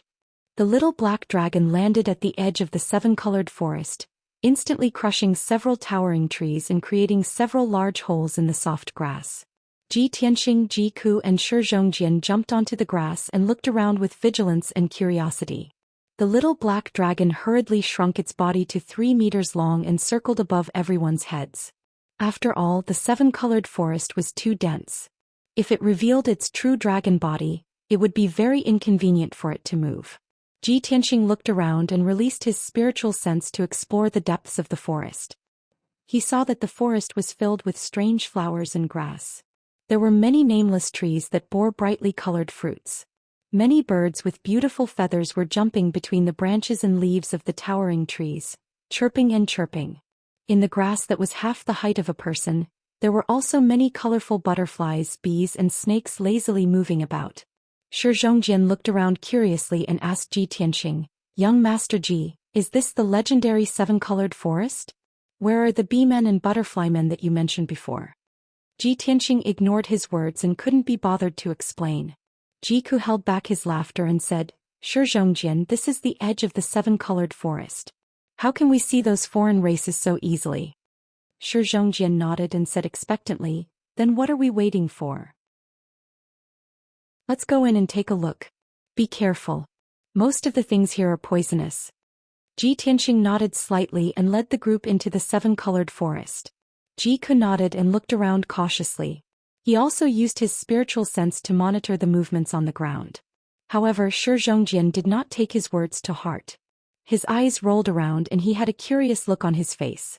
Not long after the group entered the seven-colored forest, he exclaimed excitedly. This butterfly is so big. It's bigger than a wash basin. Wow, little sister Jiku, look. This little wasp is bigger than my face. And the fruit on this tree smells so good. So tempting.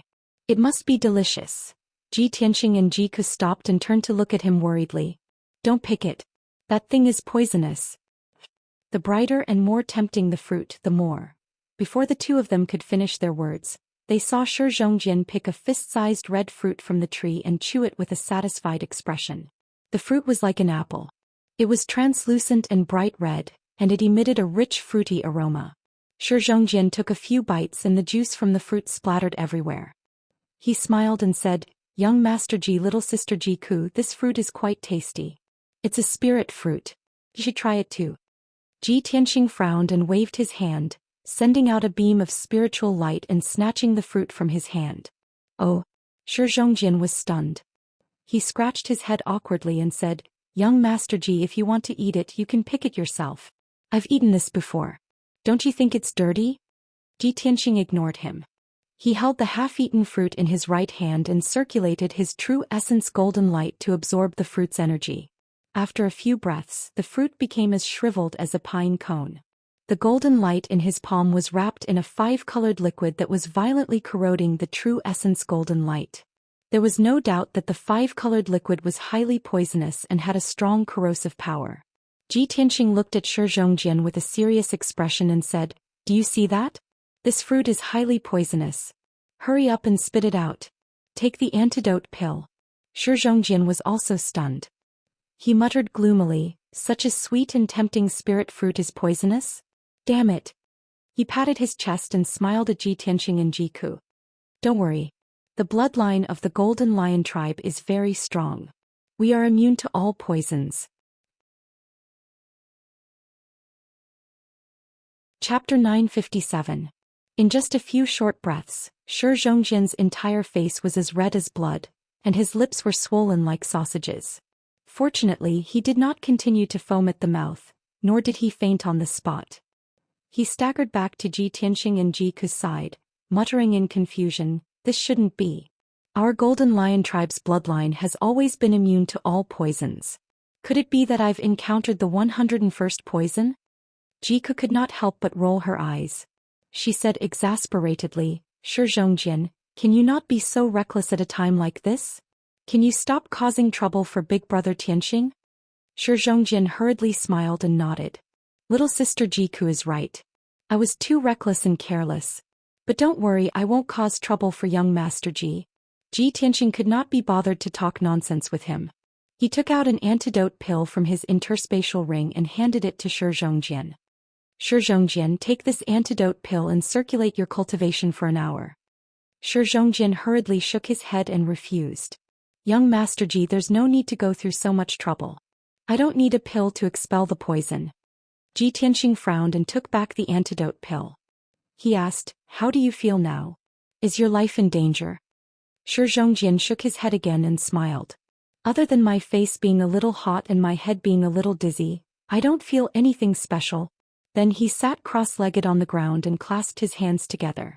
He used the Golden Lion tribe's secret technique to expel the poison. His entire body surged with golden light.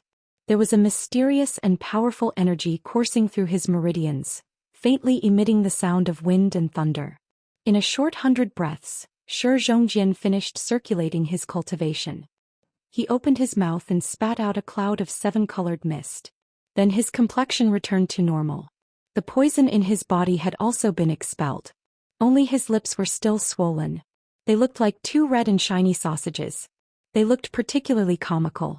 Shi Zhongjian crawled up from the ground and gave Ji Tianxing and Jiku a smug smile. He clapped his hands and said, All right, I'm fine now. You got rid of the poison so quickly? Jiku looked at him in surprise. He was quite surprised. Ji Tianxing was no longer surprised and finally believed what he had said. The Golden Lion clan's bloodline could indeed resist poison. The three of them continued forward, rushing into the depths of the forest. When they left the place and entered the dense forest, the large butterflies and bees wandering in the grass nearby quickly gathered. Swish, swish. Colorful spiritual light flashed, and the butterflies and bees that were the size of washbasins all transformed into tiny figures that were 1 meter tall. There were butterfly people with large butterfly wings and colorful dresses. There were also bee people with bee wings and dark golden robes. These little people were all about 1 meter tall, and their limbs and facial features were similar to humans. They looked delicate and beautiful and smart and cute. They gathered together and looked in the direction where Ji Tianxing and the other two had left, whispering to each other. The language spoken by these little people was very special. It was a language unique to their race. Moreover, when they were whispering to each other, their colorful eyes flashed with cold light and sneers that harbored evil intentions. Ji Tianxing and the other two walked through the forest for 2 hours, covering a distance of more than 150 kilometers. At this time they had already entered the rainbow forest. The forest was dark and filled with towering trees and shrubs. Above everyone's heads were lush branches and leaves, and above the forest were thick colorful clouds. Even the sun couldn't shine through. At this time the sound of flowing water came from the depths of the forest in front of them. There was also a clear and melodious song. Ji Tianxing and the other two looked at each other, and a look of anticipation appeared in their eyes. They said excitedly, "We're finally here. Are those little fairies singing? That's great. We'll see those little fairies soon. Be careful. We can't be careless. After all, we don't know if those little fairies are good or evil." Ji Tianxing reminded Jiku and Zhou Xian. Then he quickly increased his speed and rushed forward. After a while the three of them arrived at a clear stream. This was a stream about 20 feet wide. It flowed through the forest and the water was so clear that one could see the bottom. The bottom of the stream was covered with white pebbles and river sand. Many finger-long fish could be seen swimming in it. 2 little people, each 1 meter tall, were playing happily in the stream. They were laughing cheerfully and singing melodious songs. One of the 2 little people was a butterfly person with wide wings. This was a girl with purple curly hair. Her facial features were very delicate and her colorful eyes were very special. They revealed an intelligent and lively light. She was wearing a colorful long dress. Her small hands and feet were fair and translucent. She looked very cute. The other little person was a bee person. He had 4 translucent wings, long golden hair and golden eyes.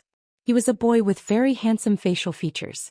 He was wearing golden armor and there was a golden bee stinger short sword at his waist. He looked quite heroic. The purple-haired butterfly girl and the golden-haired bee boy were flying around in the air above the stream, laughing and playing.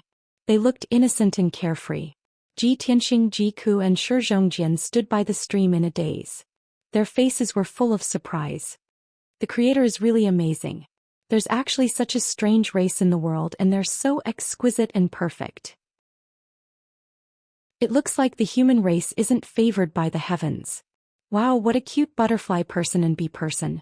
They're so handsome and beautiful. They're like the fairies in the legends. They're carefree, innocent and cute. Master's right. The outside world is indeed colorful. I didn't expect to see so many magical scenes on my first adventure. This is a beautiful scene that I haven't seen in the history books.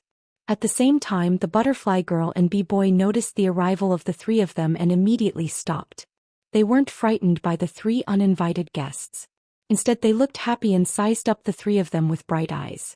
The 2 of them hesitated for a moment, then flew toward Ji Tianxing and the others.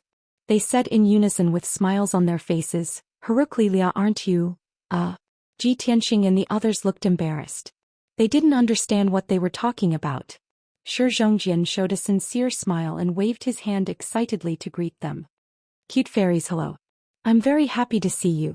Although we don't understand what you're talking about, we mean no harm." Hearing his words, the butterfly girl and bee boy were stunned for a moment. Then they showed sincere and kind smiles. "Hello, guests from afar. I'm Princess Nia. Welcome to the Rainbow Forest." The butterfly girl bowed to the 3 of them and said with a smile, Chapter 958. Xianxia and Buddy actually spoke the human language fluently. Ji Tianxing and the other two were stunned and looked at them incredulously. You can actually speak the human language? Ji Tianxing was secretly vigilant, his eyes fixed on Xianxia and Buddy. Jiku was full of joy and expectation, thinking to himself, Xianxia is actually the little princess of the Rainbow Forest, and the boy Buddy is a guard. I thought they were a couple. However, they seem to be in love with each other. Wow, the princess and the guard sneaking out of the palace for a date, it seems very romantic. After Zhou Xian came back to his senses, he laughed excitedly and said to Ji Tianxing, Look, young Master Ji, they can actually speak the human language commonly used on the continent. It's amazing. Moreover, they are so humble, polite and very hospitable. Xianxia and Buddy still maintained their smiles, their postures reserved and polite. In the face of Ji Tianxing's questioning, Xianxia bowed and explained with a smile, Young Master, just now the golden-haired young master said that the human language is commonly used on the continent. Although our rainbow forest is deep in the Great Swamp, we have thousands of years of history, so of course we are proficient in the human language. Moreover, our tribe is very hospitable. For thousands of years, countless people have come here to live and play, and we are very happy to communicate with them, so of course it is not difficult to learn their language. After listening to Xianxia's explanation, Jiku and Zhou Xian both showed an expression of sudden realization. Ji Tianxing's expression did not change and he nodded calmly but secretly thought to himself, This Xianxia doesn't seem to be lying, but I keep feeling that something is not right. If the Rainbow Forest is really hospitable, so many people have come here, Southern Wasteland City should have detailed information about them. At this time Xianxia bowed to the three again and said with a smile, 3 distinguished guests who have come from afar. Looking at your travel-worn appearance, you must be very tired, right? Please follow us to the tribal palace. My father, the great chief, will definitely welcome you warmly. Ji Tianxing nodded calmly while Jiku smiled. Zhou Xian, on the other hand, was filled with excitement and anticipation as he cheered. Then Nia and Buddy walked in front, leading the 3 of them into the depths of the forest. The group crossed the small stream and passed through the dense forest. After flying continuously for an hour and over 1,000 miles, they finally arrived at a forest castle. This forest castle was very special. It was located in the dense forest and built on countless towering trees. It looked very dreamy. Ji Tianxing and the other two looked around and saw that on the thick and sturdy branches of the towering trees in all directions, there were many small colorful houses built between the dense branches and leaves. On top of a towering tree, there were at least a dozen brightly colored small houses, located on different branches. Those small houses had all kinds of strange shapes. Some were shaped like large mushrooms, some like morning glory and some like a large pine cone.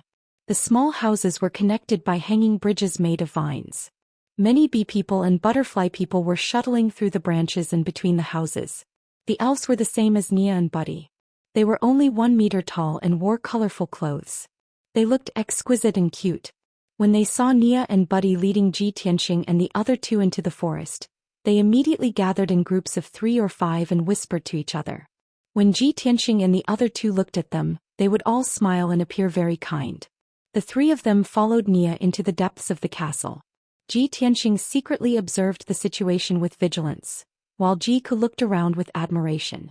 Zhou Xian was particularly curious and excited. When he saw many new and strange things, he would exclaim in surprise. After a while, the group passed through the forest with a radius of 10 miles and entered the center of the forest castle. What appeared in front of them were 9 towering trees that were 100 meters tall. These 9 towering trees occupied a radius of 2,000 meters and were arranged in an orderly manner in a circle. In the middle of the 9 trees, there was a castle floating in mid-air. This castle was built from black ironwood, which was as tough as iron. It was like a human palace. In addition to the black ironwood, the walls and floor of the palace were also mixed with many colorful materials, making the entire palace colorful. Ji Tianxing observed a few times and saw that the base of the palace was connected to 18 bronze chains as thick as buckets, tied to the 9 towering trees around it. It seems that this palace-like castle is the tribal palace of the Rainbow Forest. Nia led the 3 of them outside the palace and walked along the steps toward the gate. On both sides of the steps stood 2 rows of bee people guards in golden armor. Their faces were solemn and their auras were dignified. Seeing Nia's return, the guards all bowed respectfully to her. Nia waved with a smile on her face, indicating for the guards to rise. Then she led Ji Tianqing and the other two into the palace. When they passed through the gate of the palace, a small incident happened. The gate was very tall and imposing for the bee people and butterfly people. In fact, the gate was only 2 meters tall. Ji Tianqing and Ji Ku were fine, but Shi Zhongjian's forehead hit the door frame, so he had to bend down and lower his head to pass through. The three of them followed Nia into the main hall and saw an exquisite throne made of gold at the head of the hall. On the wide throne sat a bee person wearing a golden robe and a jeweled crown. He was a middle-aged man about 1 meter tall. His cheeks were long and narrow, his aura was dignified and his eyes were very sharp. He held a dark golden scepter in his hand and looked at Ji Tianqing and the other two with a dignified gaze. There was no doubt that this ferocious-looking bee person was the chief of the Rainbow Forest tribe. What surprised Ji Tianqing was that this bee person chief's strength had reached the 2nd level of the spirit refinement realm. Nia walked to the middle of the hall and stood still. She bowed to the chief and said, "Chief, Nia met these 3 guests at the edge of the Rainbow Forest. They came from afar and want to stay in our Rainbow Forest for a few days." After that, Nia introduced them to Ji Tianqing and the other two. 3 distinguished guests, this is the chief of our tribe. Ji Tianqing and the other two immediately understood. They cupped their hands and bowed to the chief with a smile. "Greetings, chief." The chief's sharp gaze swept across the 3 of them. After a moment of silence, he nodded slightly and said, "Welcome. This king is busy with national affairs and has no time to entertain you personally. Let Nia arrange your accommodations. Recently, our Rainbow Forest has been a little unstable. Those damned Earth Spirit bastards have invaded again. After the 3 of you have settled down, please don't move around so as to avoid being attacked by the Earth Spirit." Chapter 959. Ji Tianqing and the other two could see that the Hornet Chief was not in a good mood, and his attitude was very cold. They did not stay any longer. After bowing to the chief and bidding him farewell, they left the hall with Nia. Nia led the 3 of them out of the palace and into the forest at the edge of the palace. She arranged accommodations for the 3 of them, placing them on different big trees. Ji Tianqing's small house was located on a huge iron pear tree to the east of the palace. Ji Ku lived on a laurel tree to the south of the palace, more than 1,000 meters away from him. Shi Zhongjian was arranged to live on the west side of the palace, far away from Ji Ku and Ji Tianqing. Ji Tianqing vaguely felt that something was wrong, so he asked Nia, "Princess Nia, why did you arrange it like this? I hope you can arrange accommodations for us again. The 3 of us have to live next to each other so that we can take care of each other." Nia explained apologetically, "I'm very sorry. Our tribe did not build guest rooms for guests and we rarely have guests. These 3 rooms were vacated by the people of the tribe. They are relatively close to the palace and not far from each other. If we change to another room we will be further away. Please forgive us." Since Nia explained it this way, Ji Tianqing could not say anything more. Ji Ku and Shi Zhongjian did not feel that there was anything wrong. After thanking Nia, they went to their respective rooms. Ji Tianqing also entered the small house and settled down. This small house was only 10 meters square, like a big mushroom in the middle of the tree branches. There was a bedroom, a living room and a study in the house, and the decorations were clean and tidy. Unfortunately, the room was too small and too short. Ji Tianqing could only walk around with his back bent. The bed in the bedroom was even smaller and there was no way to sleep at all. He could only sit cross-legged on the bed, silently circulating his energy to regulate his breathing. Soon night fell. The Rainbow Forest became dark and very quiet. Only the sound of insects could be heard in the forest. It was quiet all around. On the big trees in the forest, there were lights shining between the branches and leaves. Not far away the palace was also lit up. Ji Tianqing sat on the small wooden bed and recalled what had happened during the day. He felt that something was wrong. But after thinking about it for a while he couldn't figure out what the problem was. Those little elves look very friendly and passionate. I hope I'm just overthinking things. He reined in his thoughts and released his spiritual senses to probe Ji Ku's room. He wanted to see how Ji Ku was doing. However, his spiritual sense could only detect a radius of 1,300 meters. He was still hundreds of meters away from Ji Ku's room. After a moment of hesitation, he quietly left the room and flew 100 meters to the south. He silently landed on a big tree. At this time his spiritual awareness could finally detect Jiku's room. Jiku's room was very quiet. She was sitting on a small wooden bed, meditating and recovering her quintessential essence. Ji Tianqing observed her for a moment. Seeing that she was fine, he was finally relieved. He retracted his spiritual sense and returned to his room, preparing to circulate his quintessential essence and cultivate. But at this time the sound of wind whistling through the night came from outside the window. The sound of the wind was not loud. It was like the sound of a bird flapping its wings and stirring up the air. If not for Ji Tianqing's sharp senses, he wouldn't have heard it at all. He instinctively released his spiritual perception and saw a team of golden-armored wasp people in the forest 200 meters away. They were galloping towards the tribal palace from afar. There were a total of 8 wasp people. They were all equipped with wasp stinger swords. Their bodies were filled with cold killing intent. They were escorting a grayish-brown dwarf. They used ropes made of spider silk to tie up the dwarf's limbs so that he couldn't move. The dwarf was only 1 meter tall. He looked like a lump of stone or a clay doll made of mud. He looked both sturdy and honest. He didn't have wings. His limbs were short and thick and his body was strong and muscular. His long brown hair was tied into 3 braids with a hair rope made of golden silk. Unfortunately, he was heavily injured. There were several wounds on his chest and back, from which golden blood kept gushing out. His right wrist was also cut off. He struggled with all his might, letting out muffled roars from his mouth. However, he couldn't break the spider silk rope, and it was impossible for him to escape from the 8 wasp guard swords. The wasp guards escorted him through the dark forest and entered a gate at the side of the palace. They quickly disappeared. Ji Tianqing witnessed this scene with his own eyes. He immediately frowned and revealed a puzzled expression. What's the race of the dwarf that looks like a mudman? He's obviously not the same race as the fairies of the rainbow forest. Could he be the earth spirit that the chief mentioned? He had a vague feeling that the fairies of the rainbow forest weren't as friendly as they appeared to be. However, he didn't know much about the fairies and the earth spirit. He also didn't know about the grudges between the 2 races.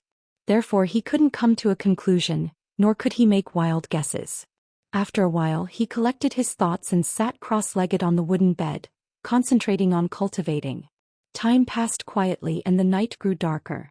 Around 8 hours later, it was already 3 o'clock in the morning. It was an hour before dawn. It was the time when a person was the most tired and relaxed, but it was also the darkest time of the day. Ji Tianqing was cultivating when he suddenly felt a piercing pain all over his body. His head was faintly dizzy and his consciousness became a little blurry. Such a strange reaction immediately woke him up. He didn't hesitate to cultivate and protect his body, and he opened his eyes. He saw that in the dark room, there were wisps of colorful fog floating in the air. The colorful fog, which was as thin as hair, contained an extremely potent poison. It floated silently and spread in the room.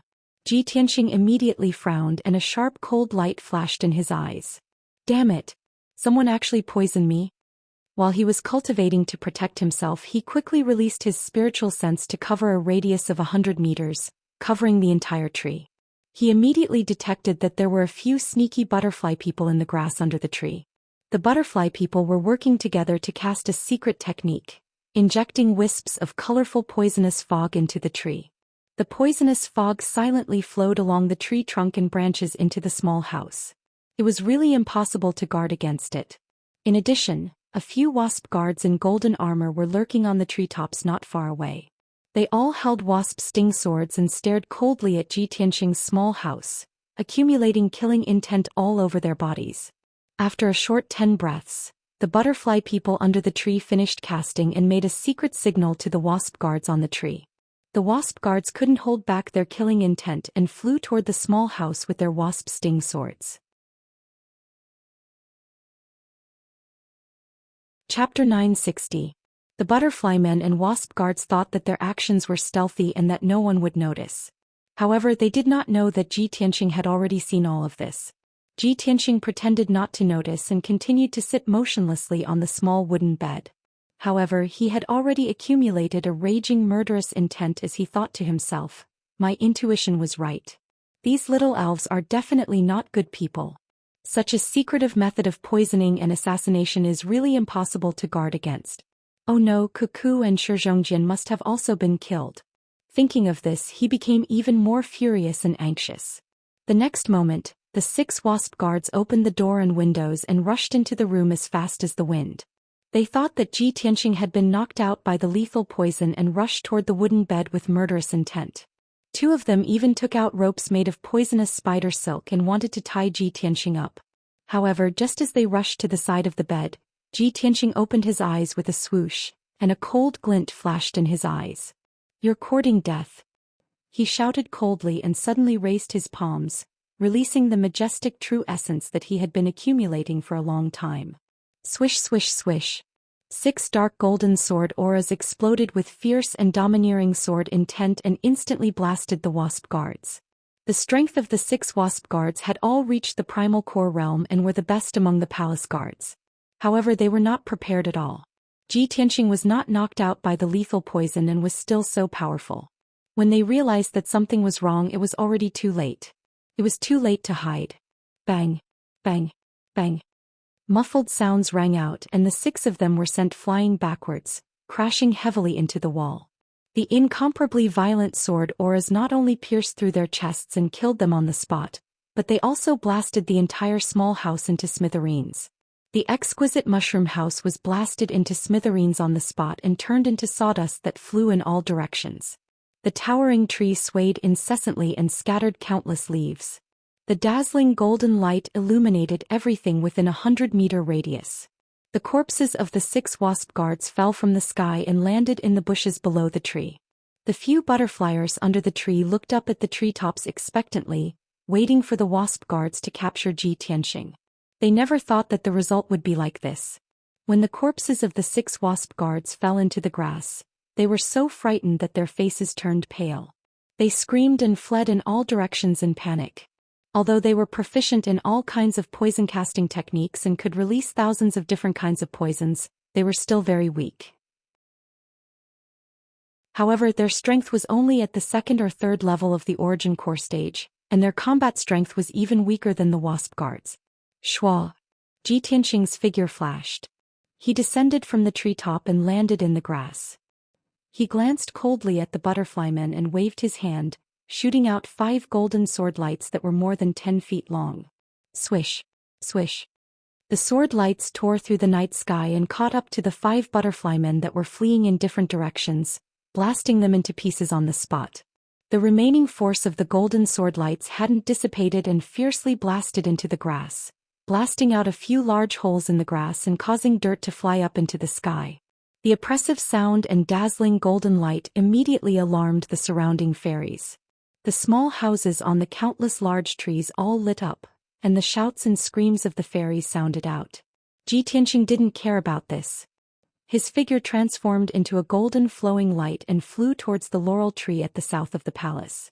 I hope they haven't succeeded and that coup is safe. He was filled with worry and silently prayed.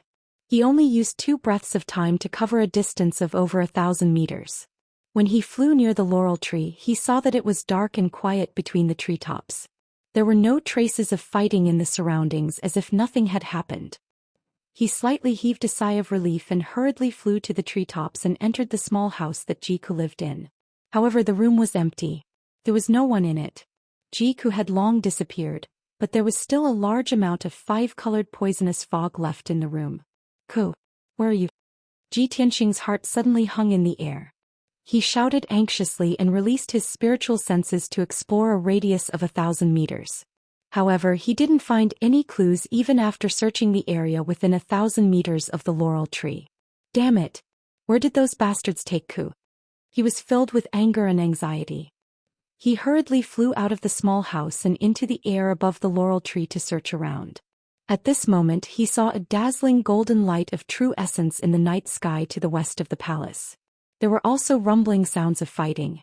Looking at the location of the fight, it should be Zhou Xian's residence. Something must have happened to him. Ji Tianxing muttered softly and hurriedly flew towards Zhou Xian's residence. After 2 breaths, when he arrived at the west side of the palace, he saw dozens of wasp guards besieging Zhou Xian. The big tree that Shi Zhongjian lived in had long been destroyed in the battle and turned into a pile of rubble. Even the few big trees within a radius of a few hundred meters were blasted into pieces by the aftermath of the battle. Shi Zhongjian's body was covered in a layer of golden light shield. He flapped his golden wings and held a golden battle sword with both hands as he defended against the Wasp Guard's attacks. There were more than 30 Wasp Guards who were at the 6th or 7th level Origin Core stage. Among them, there were 4 leaders who were at the 3rd level of Heavenly Origin stage. They were obviously the leaders of the Palace Guards. Although they were small in size, they had an absolute advantage in terms of numbers. They even knew how to use formations to attack together. Although Shi Zhongjian was at the 4th level of Heavenly Origin stage, he was injured and only had 50% of his combat strength left. He was surrounded by many Wasp Guards and was constantly being beaten back. He could only defend himself tirelessly and had no strength to fight back. Seeing this, Ji Tianxing did not hesitate to help and rushed into the battlefield with a murderous aura. Shatter the mountains and rivers. He let out a roar that sounded like a dragon's roar. His figure flickered in the night sky, leaving behind hundreds of afterimages. Thousands of golden sword rays appeared and spread out within a radius of 1,000 meters, illuminating the night sky with golden light. The Wasp Guards were enveloped by the countless sword rays before they could react. Explode. Following Ji Tianxing's roar, thousands of golden sword rays exploded at the same time, creating an earth-shattering explosion. Boom. At that moment, the area within a radius of 1,000 meters was filled with golden light. It was so dazzling that people could not open their eyes and see anything clearly. The destructive force instantly destroyed the area within a radius of 1,000 meters. The towering trees and houses in the area were all blasted into dust. Even the grassland was turned into ruins and turned into a huge crater. More than 30 Wasp Guards at the Origin Core stage were blasted into dust and scattered in the crater. Only the 4 Heavenly Origin stage guard leaders were lucky enough to survive. However, they were also lying on the ground with blood all over their bodies. Their bodies twitched and trembled as they wailed in pain. They could no longer move. Shi Zhongjian stared at Ji Tianxing with his mouth agape. He was stunned for a moment before he regained his senses and exclaimed.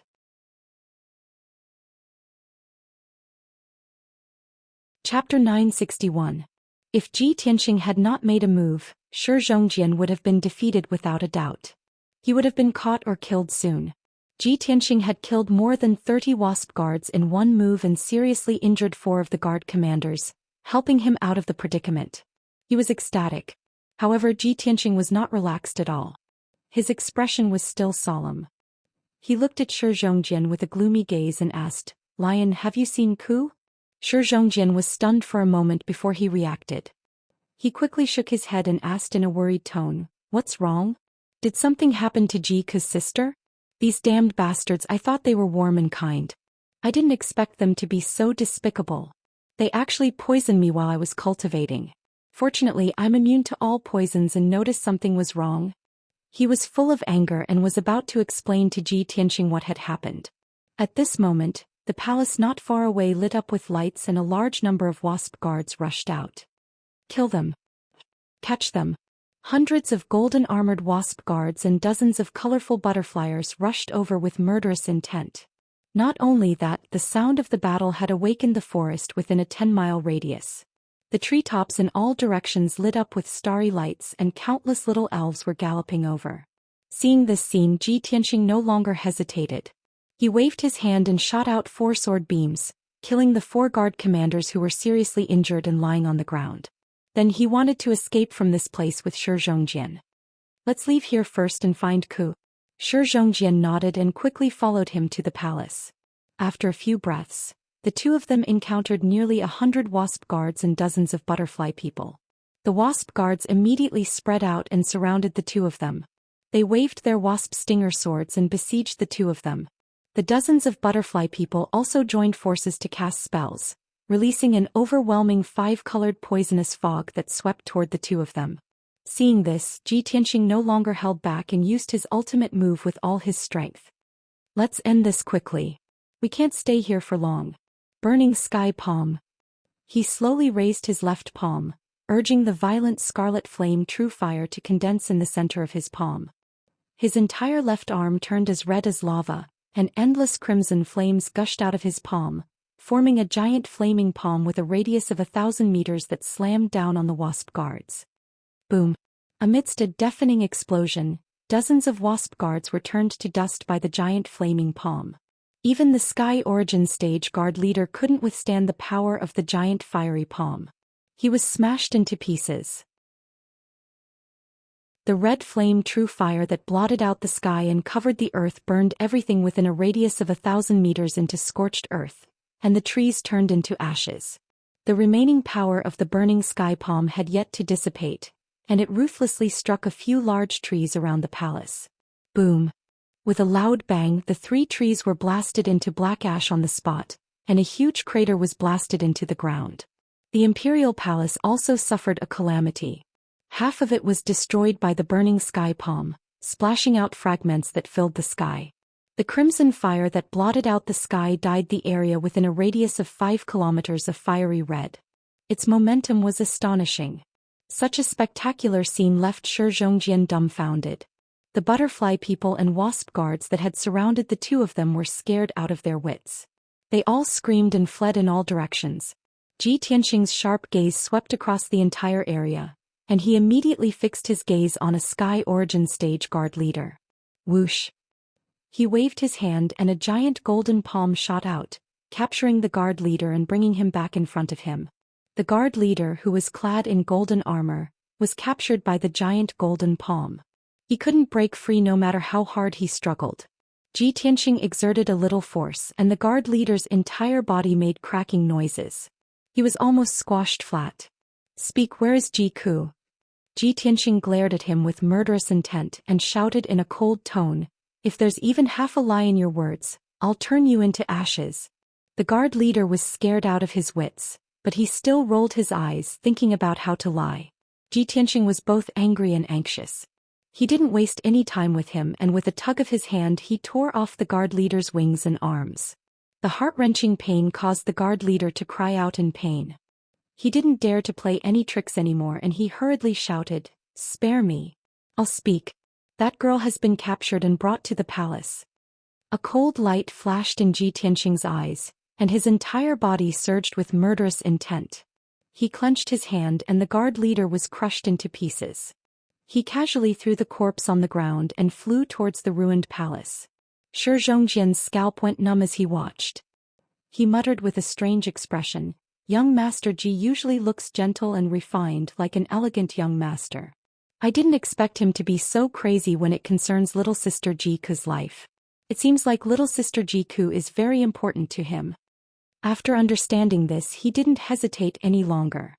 He followed closely behind Tianxing and rushed towards the palace with murderous intent. However, just as the two of them reached the vicinity of the ruined palace, they were surrounded by little fairies who rushed over from all directions. Hundreds of bee-men and over 200 butterfly people surrounded the two of them, roaring and roaring with murderous intent. At this moment, the bee-men and butterfly people weren't as friendly and enthusiastic as before, and they didn't look innocent or cute at all. Their expressions were ferocious, and their eyes were filled with anger and cold light. Their bodies were exuding a cold, murderous aura. In the blink of an eye, the 5-colored poison mist covered an area of 1,000 meters. Hundreds of bee-men waved their swords, and sword lights covered the sky as they attacked Tianxing and Zhou Xian. Although the two of them were quite powerful, they didn't dare to underestimate their opponents, and they didn't dare to touch the 5-colored poison mist. "Damn it! Looks like I'll have to use the mulberry god robe that master gave me," Zhou Xian muttered with a grave expression. He quickly took out a tattered gray sackcloth cloak from his space ring. This sackcloth cloak that looked ancient and tattered, at least hundreds of years old, was a soul-level magic treasure. The cloak lit up with a layer of hazy white light that wrapped around his body, and it could actually block the corrosion of the 5-colored poison mist. Tianxing knew at a glance that the gray sackcloth cloak was a soul-level high-grade magic treasure, just like his green light treasure tree. This kid really has an extraordinary background. He actually has such a rare magic treasure. This thought flashed through Tianxing's mind. He quickly activated the power of the Kenshin battle robe, and condensed a golden light shield to protect himself. At the same time he waved his palms and used all his strength to unleash a secret technique to kill the little fairies around him. Scorching sun fire. He formed a mysterious seal with both hands, and activated the power of fire between heaven and earth. He condensed 9 huge fireballs that were as large as palaces, and they fell from the sky. The 9 scarlet fireballs were like 9 suns, and they lit up the night sky within a radius of dozens of miles. Under the monstrous flames, countless bee-men and butterfly people revealed horrified expressions as they fled in panic. Boom boom boom. In the next moment the 9 huge fireballs came crashing down, and completely drowned the area within a radius of 1,000 meters, turning it into a boundless sea of fire. Chapter 962. The area within a radius of 1,000 meters turned into a sea of fire. Countless little elves were killed on the spot and turned into ashes. After the fire dissipated, there was no greenery in the place, only dark scorched earth and deep pits. However, the broken tribal palace still existed and was not destroyed by the sun-like fireball. A dark golden light shrouded the entire palace, blocking the power of the monstrous fire. Xianxia and Zhou Xian stood above the ruins, ignoring the surviving elves around them and looking at the broken palace with solemn expressions. That dark golden light shroud could withstand the attack of the sun-like fireball, so it must have been made by a soul refinement powerhouse. And the only soul refinement powerhouse in the Rainbow Forest was the tribal chief. Sure enough, a dazzling golden light lit up inside the broken palace. A group of beeman guards in golden armor surrounded a colorful butterfly person and flew out of the palace. Xianxia took a closer look and saw clearly that the butterfly person in the lead was Princess Nia. Behind her, more than 20 elite guards were using spider silk to tie up a young girl in a fiery red dress. That young girl was Jiku. Her skin was dark green and faintly emitted poisonous gas. She was obviously deeply poisoned. She was unconscious, her limbs bound by more than a dozen spider silk ropes as thick as a thumb and suspended in the air. Nia walked at the front, looking at Xianxia and Zhou Xian with a cold smile, her eyes revealing a cunning and cruel cold light. Seeing this scene, Xianxia was immediately filled with anger and rushed toward Nia with murderous intent. Bastard! Let go of Ku. He subconsciously channeled his energy to release a giant golden sword and blasted it toward Nia. However, Nia and the dozen beeman guards were indifferent. They looked at him with a cold smile, their eyes full of ridicule and contempt. At the same time, a 1-meter-tall figure appeared out of thin air on the roof of the palace. This person was wearing a golden robe and a jeweled crown, holding a dark golden scepter in his hand. There was no doubt that this beeman was the tribal chief. Arrogant human, you still dare to be arrogant when you are about to die? The chieftain growled in a dignified tone. He held the dark gold staff in his right hand and pointed it at Xianxia. Shwa! A dazzling golden light shot out and collided head-on with the giant golden sword, shattering it into pieces. Xianxia's attack was neutralized. He subconsciously looked up at the roof of the palace and glared at the chieftain with a gloomy gaze. The chief stood on the roof and looked down at him. His eyes were cold and filled with killing intent. At this moment Nia flew to Jiku's side. She stretched out her colorful right hand and gently stroked Jiku's forehead. She looked at Xianxia, sneered and said with a mocking tone, "Stupid human worm. Your companion is in my hands. If you don't want her to die in front of you, you'd better stop." Xianxia and Zhou Xian could only stay where they were, not daring to attack again. Countless bee-men and butterfly people came from all directions, surrounding the palace so tightly that not even a drop of water could trickle through. Many elves were filled with righteous indignation.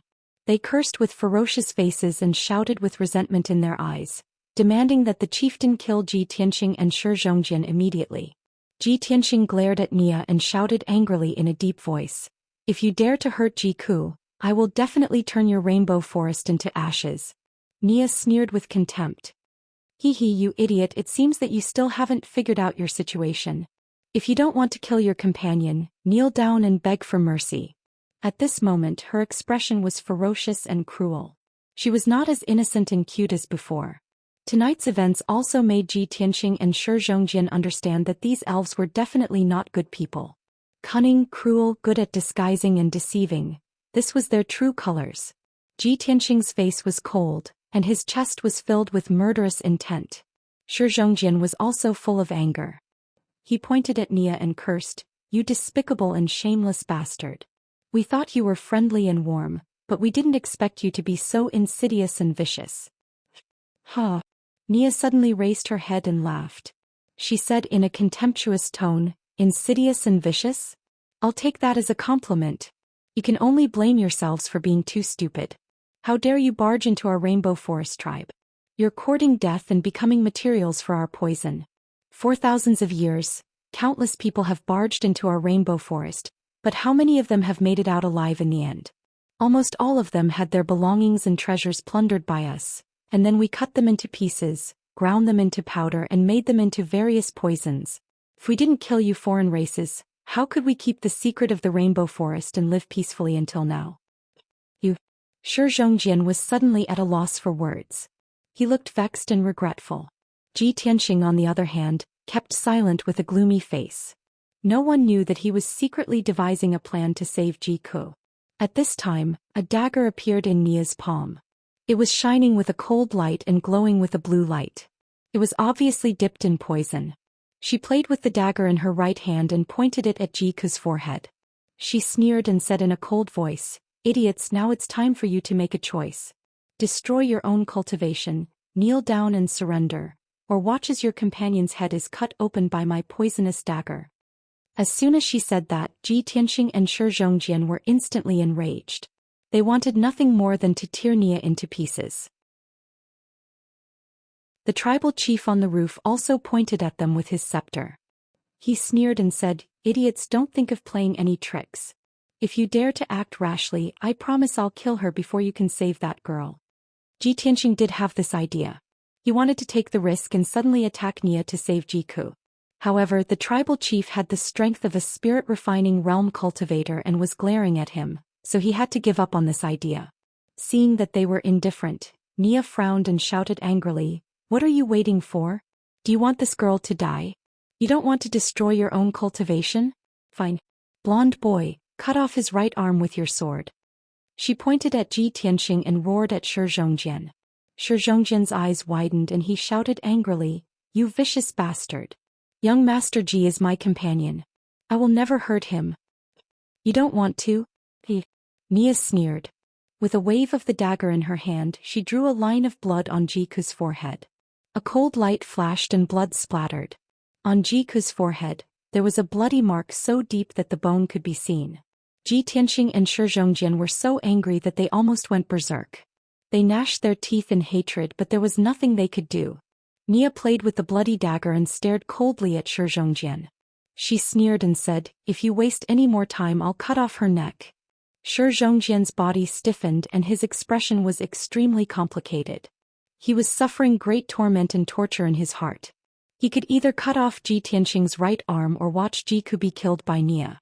He had no other choice. But no matter what the result was, it was not what he wanted to see. When Nia waved the dagger again and slashed at Ji Ku's throat, he finally made a decision. "Stop it!" he roared, on the verge of breaking down. He held the golden sword in his right hand and slashed at his left arm. Swoosh! A golden light flashed and blood splattered.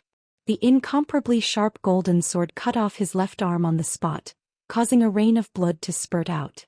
The severed arm fell from the sky and landed on the grass below. The heart-wrenching pain made Shi Zhongjian's face turn pale and he let out a shrill scream. Chapter 963. No one would have thought that Shi Zhongjian would make such a decision in such a desperate situation. He didn't want to hurt Ji Tianxing, nor did he want Ji Ku to be hurt. He actually swung his sword and cut off his left arm. Not only was Ji Tianxing shocked, but even Nia, the tribal chief, and the Beeman guards were all stunned. Everyone's eyes widened as they stared at Shi Zhongjian in disbelief. They were stunned for a long time. No one could understand that this honest and pure prince of the Golden Lion tribe would be so stupid. At this moment, Ji Tianxing, who had been suppressing his anger and killing intent, finally seized the opportunity. He used his spiritual sense to shout at the little black dragon, "Little black dragon, no." At the same time, a large hole suddenly appeared in the grass under Nia and the Beeman guard's feet. Mud and dirt splattered everywhere. A 10-meter-long pitch-black ice-cold dragon rushed out of the ground at lightning speed and pounced at the unconscious Jiku. Before Nia and the Beeman guards could react, they were sent flying and scattered in all directions.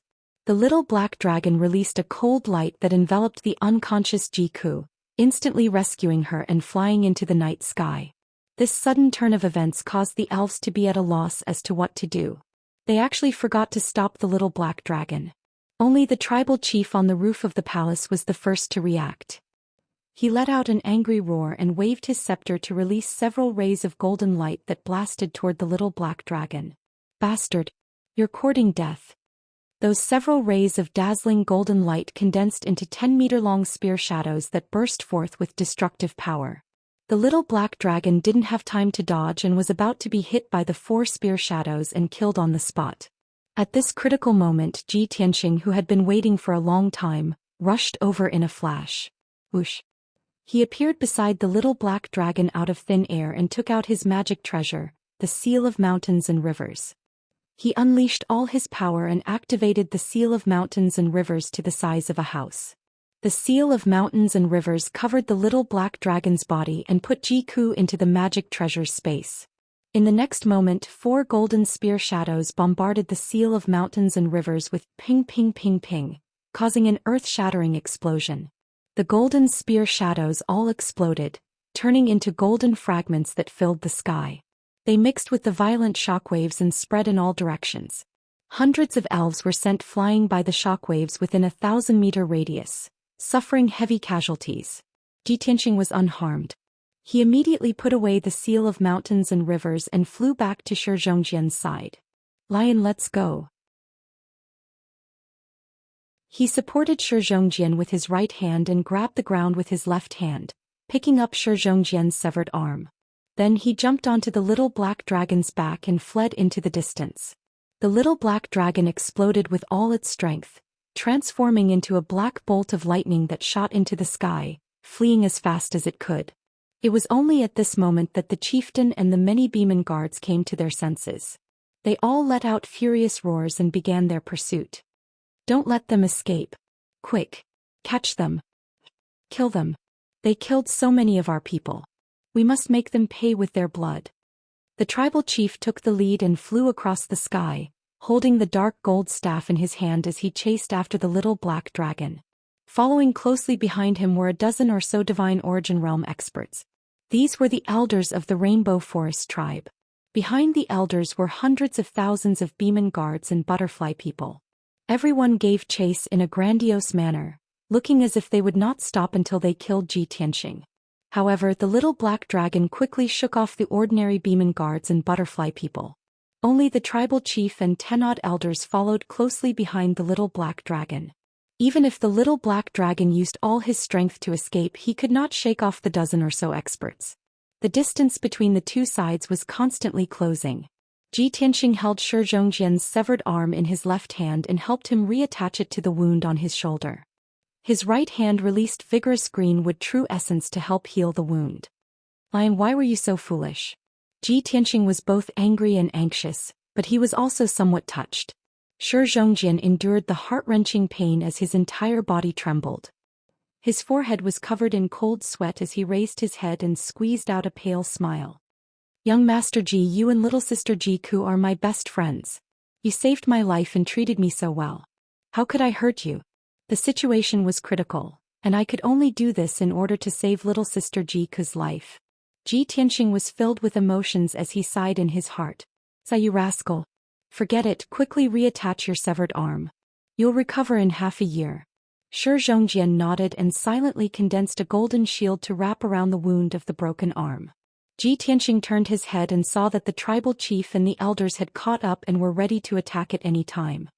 He frowned and said with a grave expression, "Little black dragon, you take the lion and leave first.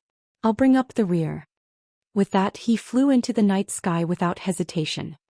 He spread his golden wings and flew towards the tribal chief and the elders. "No, we'll leave together." Zhou Xian was shocked. He turned his head to look at the night sky, but he could only see Ji Tianxing's back. In that instant, Ji Tianxing's body was wrapped in golden light, dazzling in the pitch-black night sky. His back was not very broad, but it revealed an indomitable and domineering aura. He seemed to be incomparably tall and majestic. Zhou Xian's heart was filled with emotions as he shouted in a hoarse voice, "Young Master Ji, you have to be careful. We'll wait for you at the edge of the rainbow forest." Ji Tianxing had already rushed into the crowd and was fighting with the tribal chief and the elders. He naturally had no time to answer him. After a few breaths, the little black dragon carried Zhou Xian away and disappeared into the forest. Bang! Ji Tianxing used the metal imperial slash and clashed with the tribal chief. There was a massive explosion. The two massive sword beams collapsed at the same time, turning into golden fragments that scattered across the night sky. Ji Tianxing was forced back 1,000 meters. His face was pale and blood seeped from the corner of his mouth. But the tribal chief stood motionless in the night sky. He once again waved his dark gold staff and took advantage of the situation to pursue. 10,000 wasps heaven beckoning, golden sword god slaying. The tribal chief gripped the dark gold staff with both hands and roared with a solemn expression. He used all his strength and used the secret technique of the Beeman race. Instantly, the dark gold staff pierced through the night sky and released 10,000 golden stingers. Each golden stinger was over 100 meters long and was like a sharp and domineering golden sword. The 10,000 golden stingers gathered the power of the world and sealed off an area of 10 kilometers. They rained down on Ji Tianxing like a torrential downpour. Swish, swish, swish. The night sky was instantly illuminated. The golden light was so dazzling that it was difficult to open one's eyes.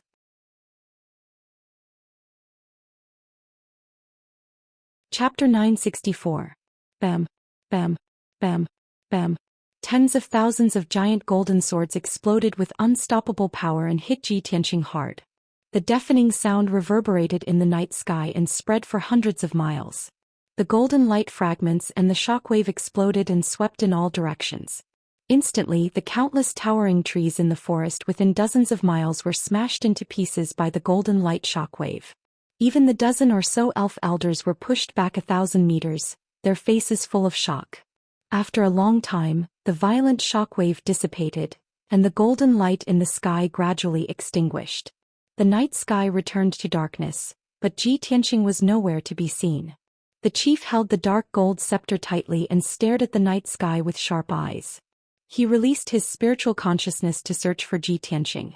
The dozen or so elf elders also opened their eyes wide and searched for Ji Tianxing. Where is that human reptile? Why is he missing? Was he killed by the chief's secret technique? The chief's secret technique is destructive.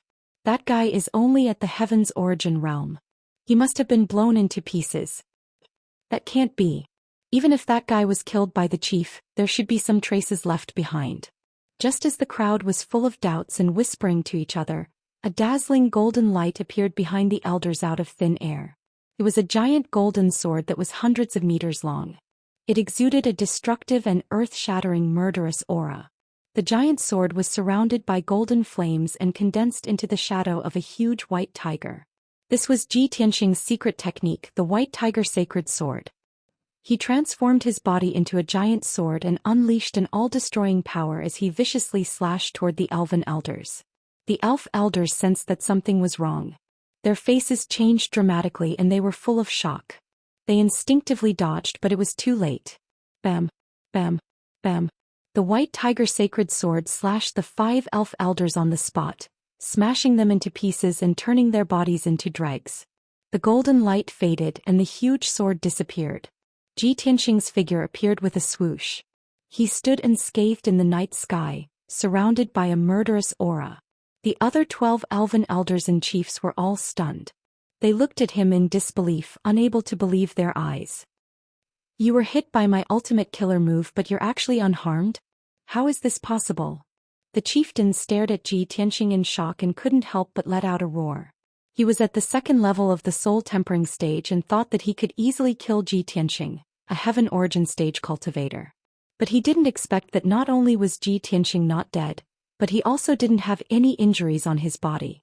This was simply seeing a ghost. Only Ji Tianxing knew that he had used his Kenshin battle robe to protect himself when the golden swords came crashing down on him. While heaven and earth were in chaos, he sneaked behind the elven elders and launched a sneak attack. Back then he was only at the 7th level of the heaven origin stage, but he wasn't even defeated by the third prince, who was at the 1st level of the soul tempering stage. Now that he was at the 9th level of the heaven origin stage, his sword heart had reached perfection. The chieftain was only at the 2nd level of the soul tempering stage, so how could he kill him?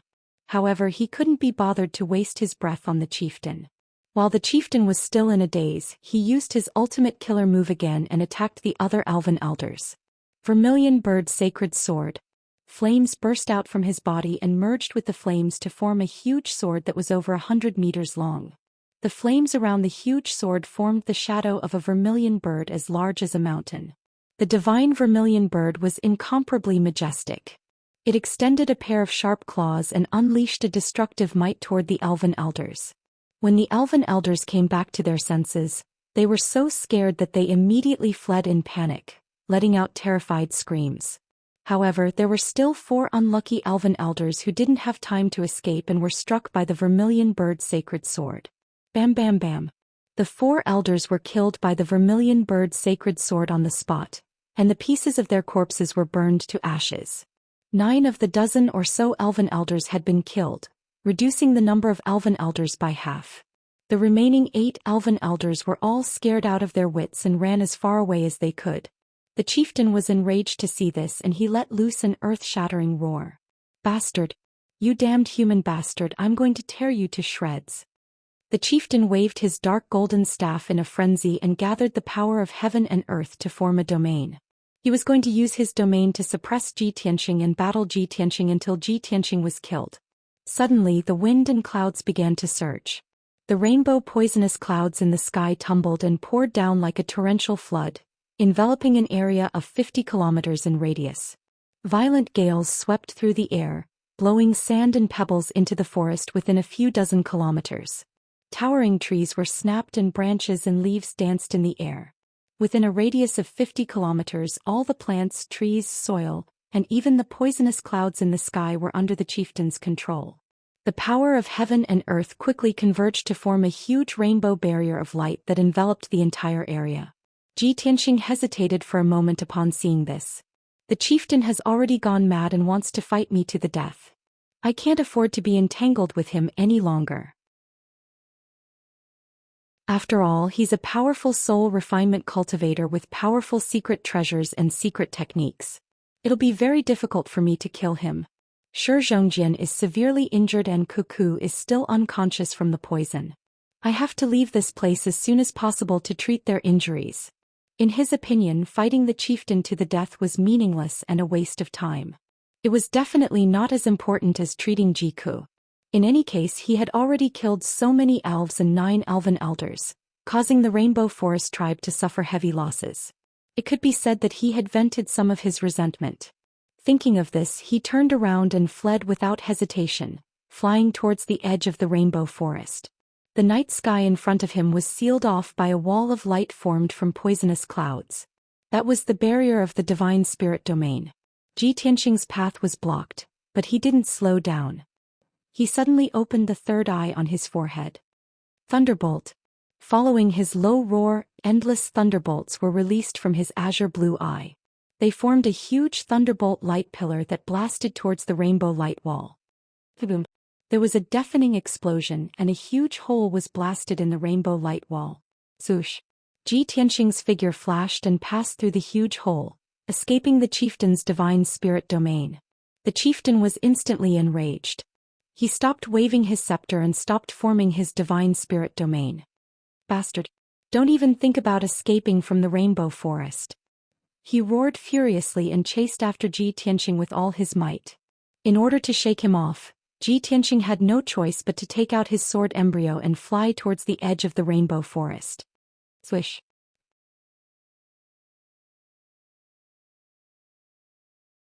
Chapter 965. When Zhi Tianxing arrived at the edge of the rainbow forest on his golden sword, he saw the little black dragon and Zhou Xian waiting for him in the sky. The little black dragon floated in the night sky with Zhou Xian standing on its back, gazing worriedly in the direction of the rainbow forest. When he saw Zhi Tianxing dashing over, The worry in his heart instantly dissipated, and it transformed into dense pleasant surprise. He actually forgot about the injury on his left arm and raised his hands to wave at Ji Tianxing. He shouted, "Young Master Ji, you've finally come out. Wonderful, quickly come over." After waving his arm a few times, the injury on his left arm was aggravated, causing him to grimace in pain. Only then did he hurriedly lower his left arm. Whoosh! Ji Tianxing flew over like a bolt of lightning and landed on the little black dragon's back. The little black dragon did not hesitate and immediately sped off into the distance. Only when it was 30 li away from the rainbow forest did the tribal chief charge out of the forest and give chase, seething with killing intent. "Bastard! I'll kill you!" The tribal chief furiously roared, madly brandishing his scepter as he continued to chase after the little black dragon. However, he could not close the distance between him and the little black dragon. Even if he continued chasing, he could not catch up. 15 minutes later, the tribal chief had chased for 200 li, but he still could not catch up to the little black dragon. He could only helplessly give up. He stood in the sky and gazed at the little black dragon's departing figure. He angrily cursed a few times before returning to the rainbow forest. Ji Tianxing and Zhou Xian were finally out of danger and could finally breathe a sigh of relief. Only now did Ji Tianxing notice that not far behind Zhou Xian, there was a stone block half the height of a person. It was a grayish-brown dwarf with short limbs and a muscular body. His body was covered in wounds and he was currently curled up, silently sitting on the little black dragon's back without saying a word. Ji Tianxing examined him and recognized him. He was the dwarf that had been escorted into the palace by the Beeman guards that night. He seemed to be an earth spirit. "Lion, what's going on here? Why is he here?" Ji Tianxing pointed to the dwarf and asked Zhou Xian. Zhou Xian turned to look at the dwarf and hurriedly explained, "Young Master Ji, it's like this. When we were escaping from the rainbow forest, we happened to meet this little fellow. At that time he was being pursued by a group of Beeman guards. He was riddled with wounds and could lose his life at any moment. I feel that the elves of the rainbow forest are all despicable and vicious bastards. This little guy is very pitiful just like us, so I..." Ji Tianxing immediately understood. He nodded and said, "You saw that he was pitiful, so you saved him." Zhou Xian looked at him carefully, observing his reaction. He seemed to be afraid that he would get angry, so he explained, "Young Master Ji, there's an ancient saying that saving a life is better than building a 7-storied pagoda. At that time I was only doing it in passing and treated it as doing a good deed. If you feel that it's inconvenient to bring him along, I'll let him leave once we reach a safe place." Ji Tianxing nodded and said, "Look after him first. Help him treat his wounds and communicate with him. I have to save Ku first." After saying that, he took out the seal of mountains and rivers and placed the golden seal on the little black dragon's back. With a whoosh, it entered the artifact space. In the pitch-black artifact space, Jiku was wrapped in a layer of ice and was lying quietly on the ground. Ji Tianxing waved his hand and dispersed the ice. He hurriedly checked on Jiku's injuries.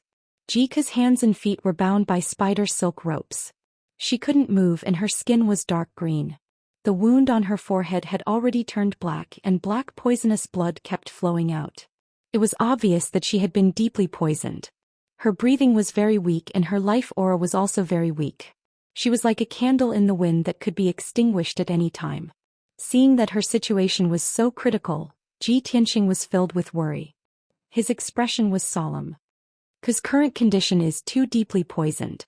Her life is hanging by a thread. If I use normal methods to treat her wounds and remove the poison, it will take me at least a day to completely remove the poison. She will also need to recuperate for half a month before she can slowly recover her vitality." This thought flashed through his mind. After thinking for a while, he decided to try another treatment method. He untied the spider silk ropes that bound Jiku's hands and feet. He stretched out his right hand and pressed it on Jiku's forehead. "Heaven mending pearl, I hope you won't disappoint me," he muttered silently in his heart. He activated the power of the heaven mending pearl, and a dense sacred white light surged out of his palm. It covered Jiku's forehead. The sacred white light wrapped around the wound on Jiku's forehead and quickly removed the dirty blood and poison. Immediately after, the sacred white light surged into her body through the wound and spread throughout her body. The moment the poison in her body came into contact with the sacred white light, It was quickly dispelled and purified. The color of Jike's skin quickly lightened. The dark green poison quickly dissipated, and her skin returned to its white and sparkling appearance. Seeing this scene, Ji Tianqing's spirit was shaken. He said with joy, "That's great.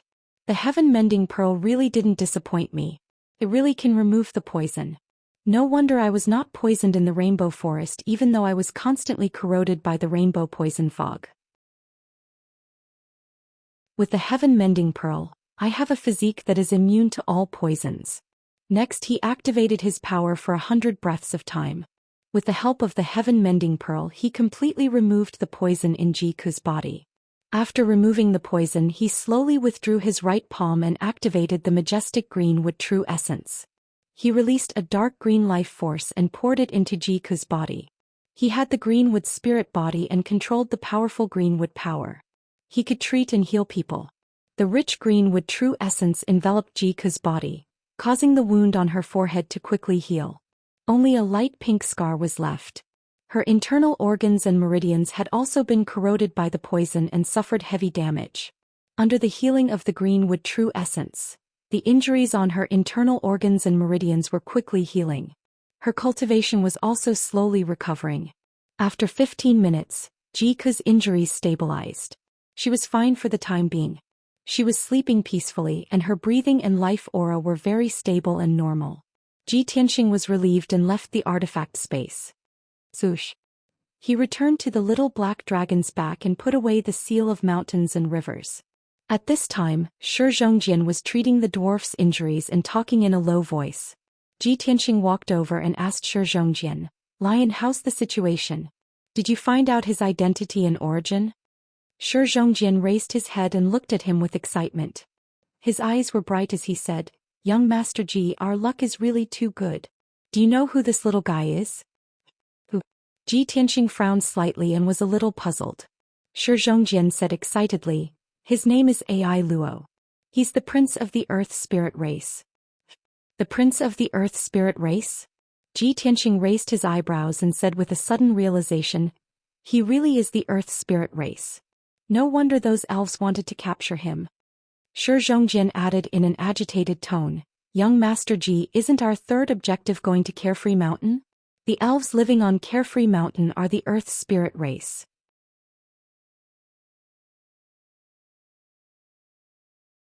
Chapter 966. The legendary Mount Carefree appeared and disappeared from time to time. It would often move and change its position constantly. No one knew why a huge mountain would move on its own, running around like an animal. Ji Tianqing made Mount Carefree their final destination not only because it was the furthest away. There was another important reason. Mount Carefree was too mysterious and difficult to find. It would definitely take a lot of time and effort to find it. Now the dwarf Shi Zhongjian saved turned out to be the prince of the earth spirit race, Arrow. And the elf living on Mount Carefree was actually the earth spirit race. This was definitely a pleasant surprise for Ji Tianqing. He hurriedly asked Shi Zhongjian, "Lion, did you tell Arrow about our goal?" "Of course I did." Shi Zhongjian nodded and said with a smile, "I told Ai Luo that we're looking for Carefree Mountain because we want to investigate something. We have no ill intentions and will definitely not harm the earth spirit race." Ji Tianqing nodded slightly and continued asking, "What did Arrow say? Did he agree?" "Of course he agreed." Shi Zhongjian smiled. "He was very grateful for my saving his life and said that he would take us to the earth spirit race to thank us properly." Ji Tianqing also revealed a gratified smile and said, "Very good. Then you take good care of him and have him show the way to the little black dragon. We will immediately rush to Mount Carefree. Also he trusts and is grateful to you. You should communicate with him more and ask about the grudge between the earth spirit race and the rainbow forest. Also you can ask him about Mount Carefree." Shi Zhongjian naturally nodded in agreement and hurriedly started to communicate with Arrow. However, after exchanging a few words with Ai Luo, he looked at Ji Tianqing worriedly and asked for help. "Young Master Ji, Ai Luo is severely injured. I don't know any medical skills so I can't save him. Moreover, he has been poisoned by the rainbow forest and is in mortal danger." Ji Tianqing nodded and walked in front of Arrow. He said sincerely, "Arrow, I can help you get rid of the poison and heal your injuries, but you must trust me and cooperate." Arrow was a shy and quiet little boy. Although he could understand the human language, he rarely spoke. He stared at Ji Tianxing for a while, then nodded and said in a very small voice, "Thank you." Ji Tianxing revealed a faint smile and didn't say anything else. He reached out his right hand and held onto his arm, silently urging the power of the heaven-mending orb. Instantly, a dense holy white light surged out of his palm and covered Arrow's arm. The flesh around the wound had long been corroded into a dark purple color by the strong poison, and black poisonous blood was still flowing out. Under the purification of the holy white light, the dark purple color quickly dissipated, and the poison was quickly purified. Then the white light entered Arrow's body through the wound and flowed through his blood and meridians. As long as the poison in Ai Luo's body came into contact with the white light of the heaven-mending pearl, it was quickly purified. Taking this opportunity, Ji Tianxing used his spiritual sense to check on Ai Luo's condition. Ai Luo looked like a block of stone. He was honest and sturdy, and his skin was grayish-brown like a rock. In fact, when Ai Luo let down his guard, his body, meridians and blood were very soft, very similar to that of a human. It was just that the structure of his meridians was rather strange and completely different from that of a human.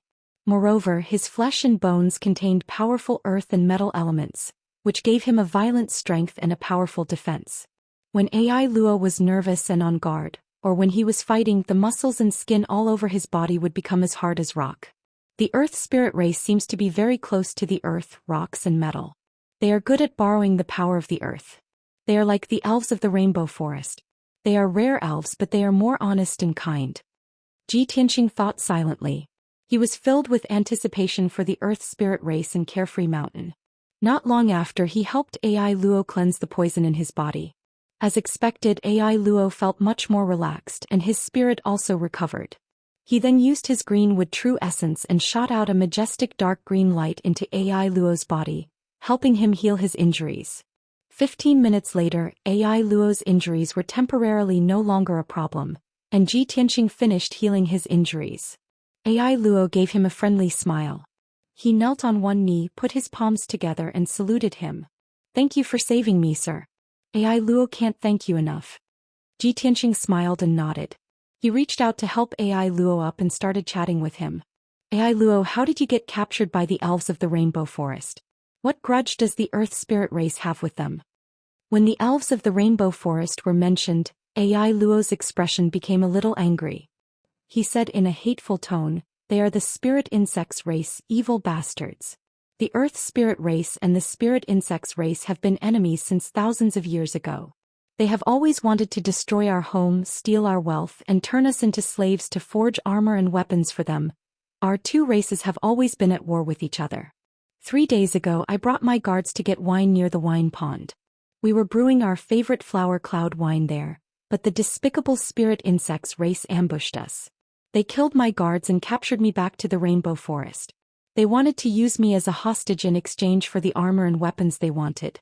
God bless me, I was lucky to have met you. You destroyed their palace and prison, so I was able to take the opportunity to escape and was rescued by you." Ji Tianxing and Ai Luo talked for a long time and asked many questions. After an hour of conversation, he gradually learned about the grudge between the earth spirit race and the rainbow forest, as well as some information about Carefree Mountain. As it turned out, there were 3 great spirit races living in the southern wasteland marsh: the earth spirit race, the spirit insects race, and the heaven spirit race. The outside world called them the elves. The earth spirit race lived in Carefree Mountain. They could borrow the power of the earth and metal. They were skilled at moving mountains and digging holes. They could go deep underground and explore all kinds of metal veins. They were skilled at using earth core fire and lava to forge armor and weapons. They loved to drink wine brewed from flowers and trees. They were simple, kind, and honest. They hated deceit and schemes the most. The spirit insects race lived in the rainbow forest. They were mainly bee-men and butterfliers. They were cunning and treacherous. They were skilled at borrowing the power of flowers and trees, and they were skilled at poisoning. However, it was very difficult for them to forge armor and weapons. They had to trade with the earth spirit race if they wanted to obtain weapons and equipment. The spirit insects race was sinister and despicable. They had schemed against the earth spirit race many times and finally angered the earth spirit race. The conflict between the two races became more and more intense. In the end, it became a feud. The spirit insects race's goal had always been to defeat the earth spirit race and enslave them as their slaves. As for the third heaven spirit race, it was mainly the birdmen race in the sky.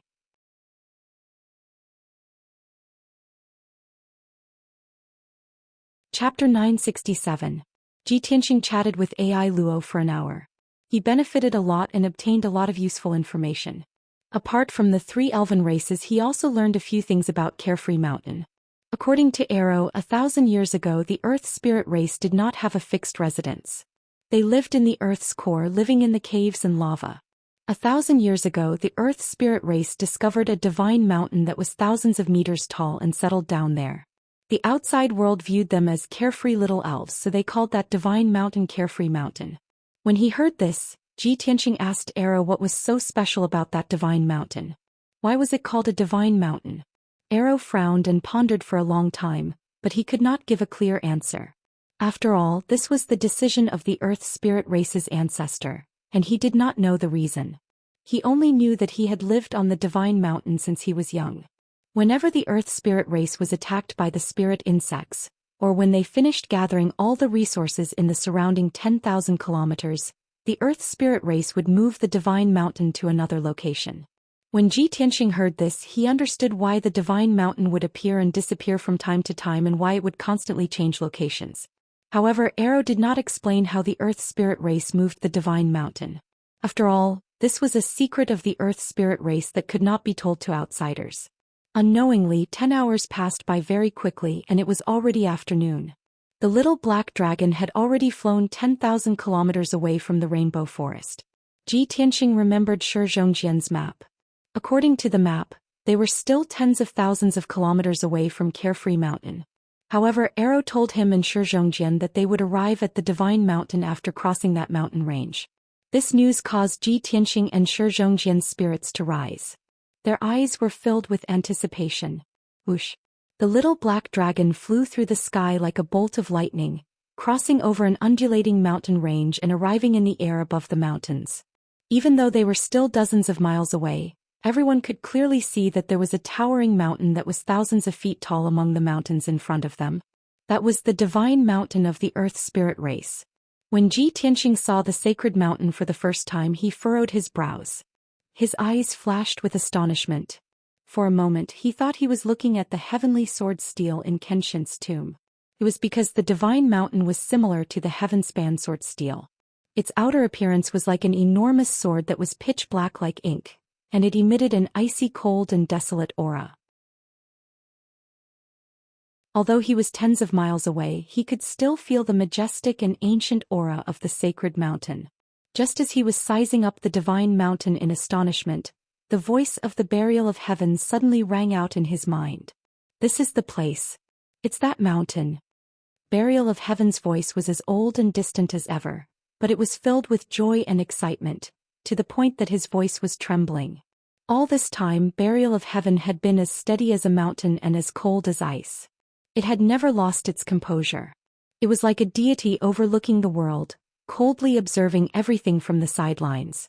However, its voice rang out in Ji Tianxing's mind. Ji Tianxing could clearly sense the emotions contained in that voice. It was like a father finally finding his long-lost child. He could also understand the complex feelings of the burial of heaven when it finally found its broken body after 1,000 years. Of course, he also understood what this meant. He became excited as he asked in pleasant surprise, "Burial of heaven, could it be that the divine sword is on that divine mountain?" Burial of heaven replied in a deep and vigorous voice, "Yes. I understand." Ji Tianxing said no more. He stared at the distant divine mountain, his eyes surging with a dense light. Very quickly, the little black dragon carried the group to the divine mountain and landed at its base. Ji Tianxing and Zhou Xian examined the divine mountain at close range, their eyes filled with amazement. They saw that this divine mountain, which was 10,000 feet tall, was like a giant pitch-black sword. There was a dense forest at the base of the mountain, a verdant scene of dark green. The mountain walls were straight and precipitous. There were no paths or steps, so it was impossible to walk or climb. However, there were many caves carved into the nearly vertical cliffs. Every cave was pitch black and led to the interior of the mountain, where the common people of the Earth Spirit race lived. Rows of caves were densely packed like honeycombs, distributed all over the divine mountain. Ji Tianxing guessed that from the outside these caves did not seem to be connected. However, inside the mountain the caves were definitely connected. In fact, not only were there many passages inside the caves, there were definitely even larger caves similar to halls and plazas. Before the Earth Spirit race discovered the divine mountain, they lived in the depths of the mountain and underground. They were the best at digging holes and building underground cities. After they settled down in the divine mountain, they turned it into their home like a giant castle. He hurriedly released his spiritual sense toward the divine mountain, wanting to investigate the situation inside. However, his spiritual sense was reflected the moment it came into contact with the divine mountain. An extremely powerful, boundless, and formless energy enveloped the entire divine mountain. Ji Tianxing's face instantly paled and his consciousness became blurry and dizzy. He furrowed his brows in shock, thinking to himself, such a powerful and mysterious energy, and its aura is actually somewhat similar to the burial of heaven. Could this be the power of the broken sword? That broken sword from 1,000 years ago fell into this mountain and protected it? At this moment, Arrow waved at him and Zhou Xian, smiling as he said, "Esteemed guests, please follow me into the divine mountain to pay a visit to my father." After saying that, he led Ji Tianxing and Zhou Xian into the divine mountain. Ji Tianxing put the little black dragon back into the pouch and followed Arrow to the foot of the mountain, arriving in front of a pitch-black cave. Arrow pressed his palm against the wall of the divine mountain, silently circulating his energy. Immediately, the large formation that sealed the entrance of the cave was opened, and a dark passage appeared in the cave. Arrow stepped into the cave first, leading the two into the depths of the passage. Along the way there were Earth Spirit race guards on both sides of the passage. These guards' figures and appearances were very similar to Arrow's. They were all sturdy dwarves and they were as heavy as stone. They wore black metal armor and carried swords and scimitars. Some of the guards even used hammers as their weapons. They looked extremely valiant. Not long after, the three of them reached the end of the passage and entered a stone room that was 2 meters wide. The floor of the stone room was engraved with formation patterns, and the walls were also engraved with ancient patterns and symbols. There was also a palm-sized black metal button. Arrow slapped the black metal button, and the stone door of the stone room immediately closed. Then the formation on the ground lit up, and the entire stone room was quickly lifted up by the formation's power.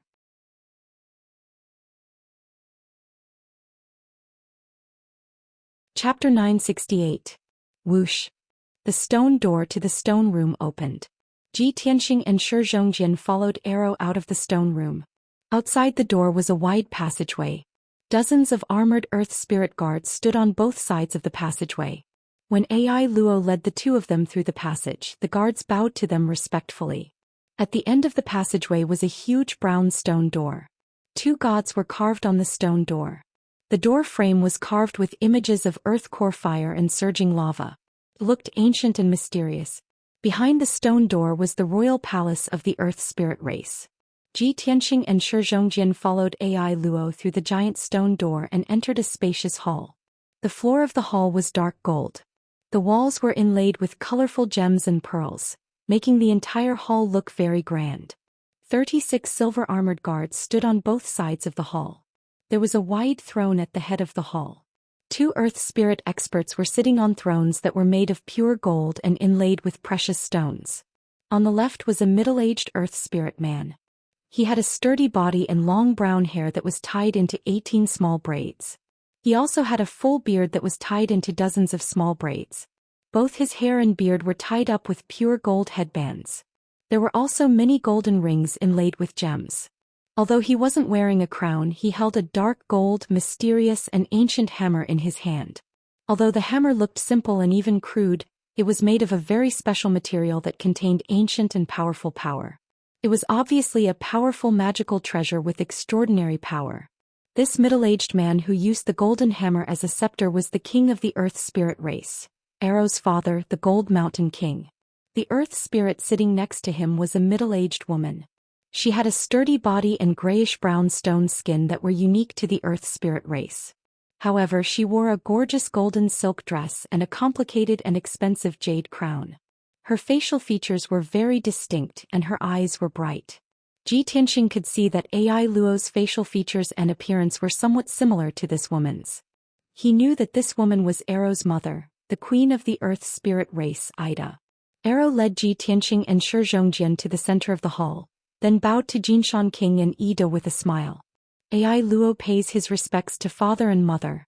Ji Tianxing and Shi Zhongjian also bowed and said sincerely, "Greetings, Jinshan King and Queen Ida." The Jinshan King smiled and nodded with satisfaction. Queen Ida was even more excited. She looked at Arrow with burning eyes and said excitedly, "Arrow, my child, you have finally returned safely." As she spoke, she hurriedly got up and walked in front of Ai Luo. She pulled Ai Luo into her embrace and hugged him tightly. "Child, after you were captured by those bastards from the spiritual insects clan, your imperial mother and your imperial father were very worried. They even sent 300 elite warriors to rescue you. Thank God you came back safe and sound. Thank God." Queen Ida was very gratified and tears were faintly visible in her eyes.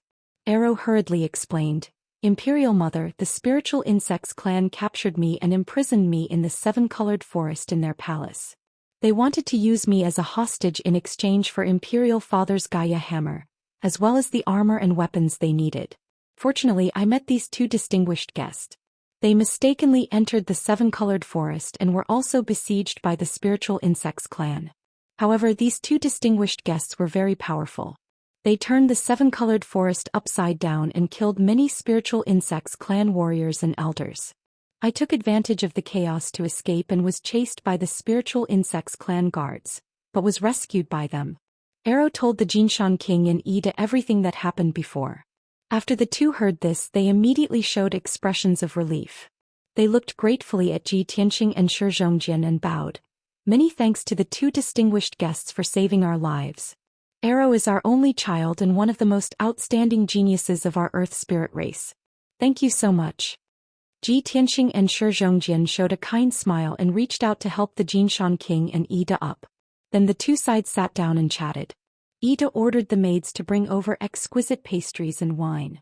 The wine was still fine. It was all brewed from flowers and trees. After Ji Tianxing and Shi Zhongjian drank it, they also felt that it was very delicious. But those exquisite pastries made them not know whether to laugh or cry. They found it hard to eat. This was because the pastries that the Earth spirit race loved to eat were all made of precious gems and metals. The Earth spirit race's physique was special and their teeth were very good. They could eat those gems and metals like humans eating melon seeds and dried fruits. Ji Tianxing could not do it. He politely declined these pastries and waved his hand to refuse. Shi Zhongjian was very curious. With the mentality of trying it out, he picked up a piece of tungsten gold and ruby pastry and put it in his mouth. As a result, with a few crunching sounds, his face turned pale on the spot. He spat out the pastry with a painful expression. The pastry was intact. There was not even a bite mark left behind. But his mouth was full of blood. Two of his teeth were broken. Such a miserable and funny scene made Ji Tianxing unable to restrain his laughter. The Jinshan King, Ida, and Ai Luo's family also laughed. Everyone chatted for a while. The atmosphere became more and more harmonious. Then the Jinshan King said to Ji Tianxing, "Young Master Ji, thank you and young Master Shi for saving us.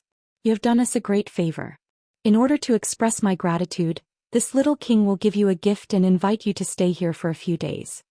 After saying that, the Jinshan King waved his hand. Immediately, two guards walked into the hall. They each carried two gifts and presented them to Ji Tianxing and Shi Zhongjian. Placed in front of Shi Zhongjian was an egg-sized scarlet gem.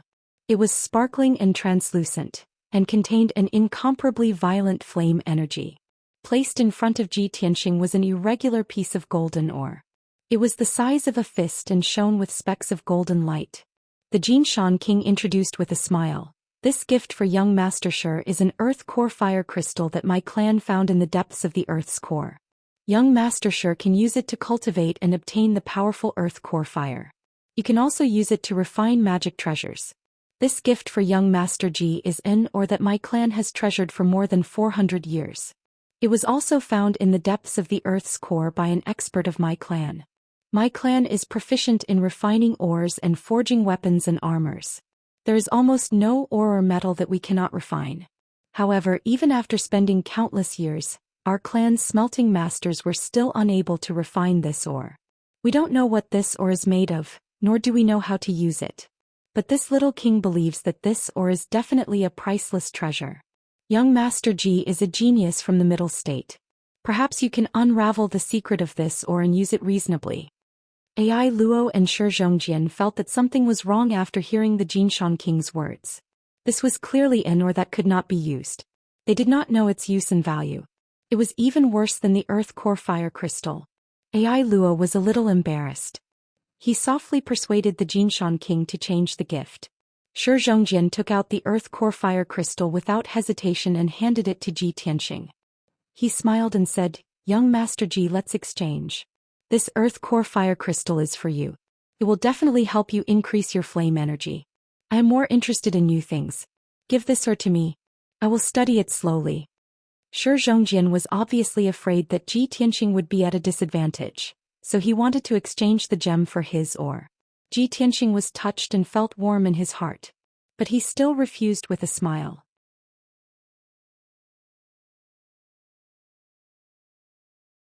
Chapter 969. Hearing Ji Tianxing's words, everyone was stunned. The Golden Mountain King and Ida both thought that Ji Tianxing said that on purpose so that they wouldn't feel awkward. Both husband and wife looked at him gratefully. They also felt a little guilty towards him. Shi Zhongjian and Ai Luo also thought so, but Ji Tianxing accepted the dark gold ore with a smile, so they didn't say anything. Only Ji Tianxing knew that he was telling the truth. This irregular and mysterious ore was the priceless treasure that he had been looking for all this time, the stellar divine gold. When he killed Qin Zheng, the Liantian city lord, he accidentally obtained a piece of stellar divine gold. Under the guidance of the burial of heaven, he used that piece of stellar divine gold to set up the heavenly spirit heavy array, so that he could quickly refine his sword. Furthermore, the stellar divine gold was a top-grade material that could be used to reforge divine swords. Even though the Earth spirit race was good at smelting and forging, they couldn't do anything about the stellar divine gold, so they could only keep it until now. Now that the Golden Mountain King gave the stellar divine gold to Ji Tianxing, he was naturally pleasantly surprised. Even if he couldn't use the stellar divine gold now, he would be able to use it to reforge divine swords under the guidance of the burial of heaven when he was strong enough in the future. This is great. I didn't expect to find the aura of the broken sword and a piece of stellar divine gold on this trip to Carefree Mountain. This is really a pleasant surprise. Ji Tianxing put the stellar divine gold into his interspatial ring and bowed to the Golden Mountain King to express his gratitude.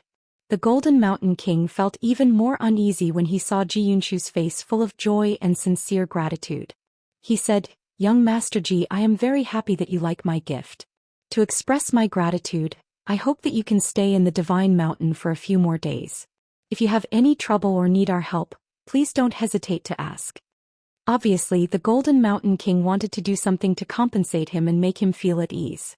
Ai Luo hurriedly tried to persuade him, "Young Master Ji, my clan specializes in refining weapons.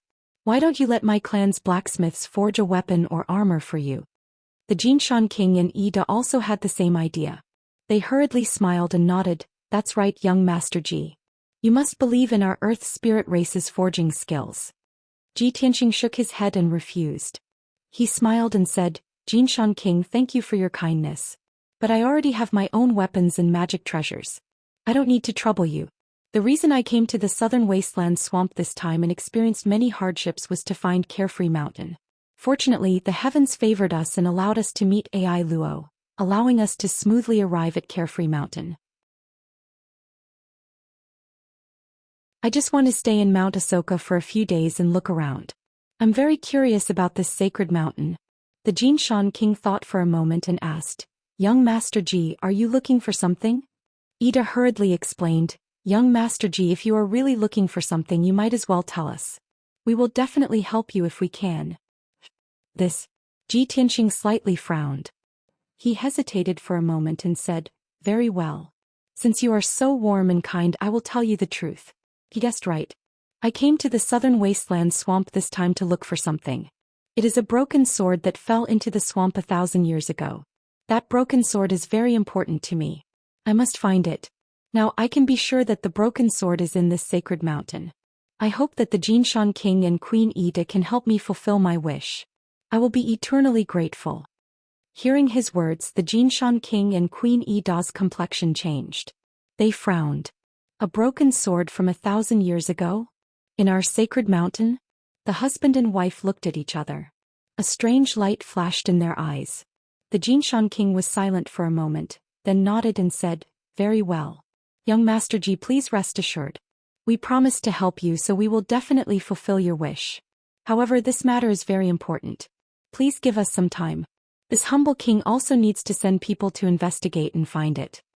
Ji Tianqing nodded to express his understanding. He smiled and cupped his hands, saying, "In that case, many thanks to the Jinshan King." The Jinshan King smiled and returned the gesture, saying, "Young Master Ji, young Master Shi, you must be tired after coming from afar. This humble king knows that your customs are different from mine. You must not be used to living in a cave. This humble king has already ordered the craftsmen to build a temporary palace at the foot of the mountain for the two of you to rest and live in." Hearing this, Ji Tianqing and Shi Zhongjian showed a puzzled expression. Shi Zhongjian frowned and asked, "Aren't we going to live on the sacred mountain?" Ji Tianqing was also puzzled. He quickly waved his hand and said, "Jinshan King, there is no need to trouble the craftsmen to build a palace. When in Rome, do as the Romans do. We will live on the sacred mountain." The Jinshan King quickly shook his head and said with a solemn expression, "Alas, how can this be? This humble king has already neglected the two of you just now. How can I let the two of you suffer any more grievances? You don't need to say anything more. The guest should follow the host's wishes. Just follow this humble king's arrangements." Since the Jinshan King had already made his decision, Ji Tianqing and Shi Zhongjian could not say anything more. The two of them bowed to the Jinshan King and Queen Ida and left the palace hall. Then the two of them were led by the guards to the stone room at the end of the passage. After the array was activated, the stone room descended from the mountain peak and landed at the foot of the mountain. The guards led the two of them out of the sacred mountain and into the forest on the left side of the sacred mountain. The lush forest was originally empty, but at this moment, a palace had appeared out of thin air. The two-story palace was built with brown rocks, and it looked very solemn and dignified. The palace was not big, but there were more than 20 rooms on the 2 floors. The decorations and furnishings inside were also very complete. The two of them followed the guards into the palace. Shi Zhongjian looked around curiously and could not help but exclaim, "Isn't this too amazing? When we ascended the sacred mountain, there was nothing here. When we went to visit the Jinshan King, we were only delayed for an hour, and then a palace suddenly appeared here. The craftsmen of the Earth Spirit race were able to build a palace in an hour. This is unbelievable." The guards of the Earth Spirit race only smiled and nodded.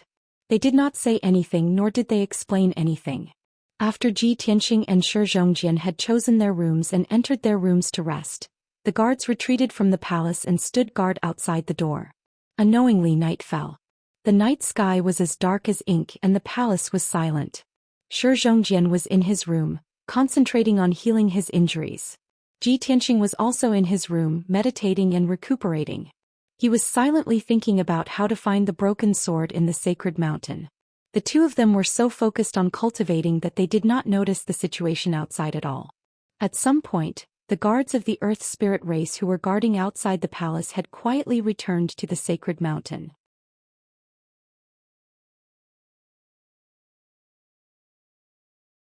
Chapter 970. It was early in the morning. The night wind was cold and the night was heavy. Ji Tianqing meditated in his room for a few hours. His true yuan and mental state had recovered to their peak. He ended his cultivation, opened his eyes and silently recalled what had happened.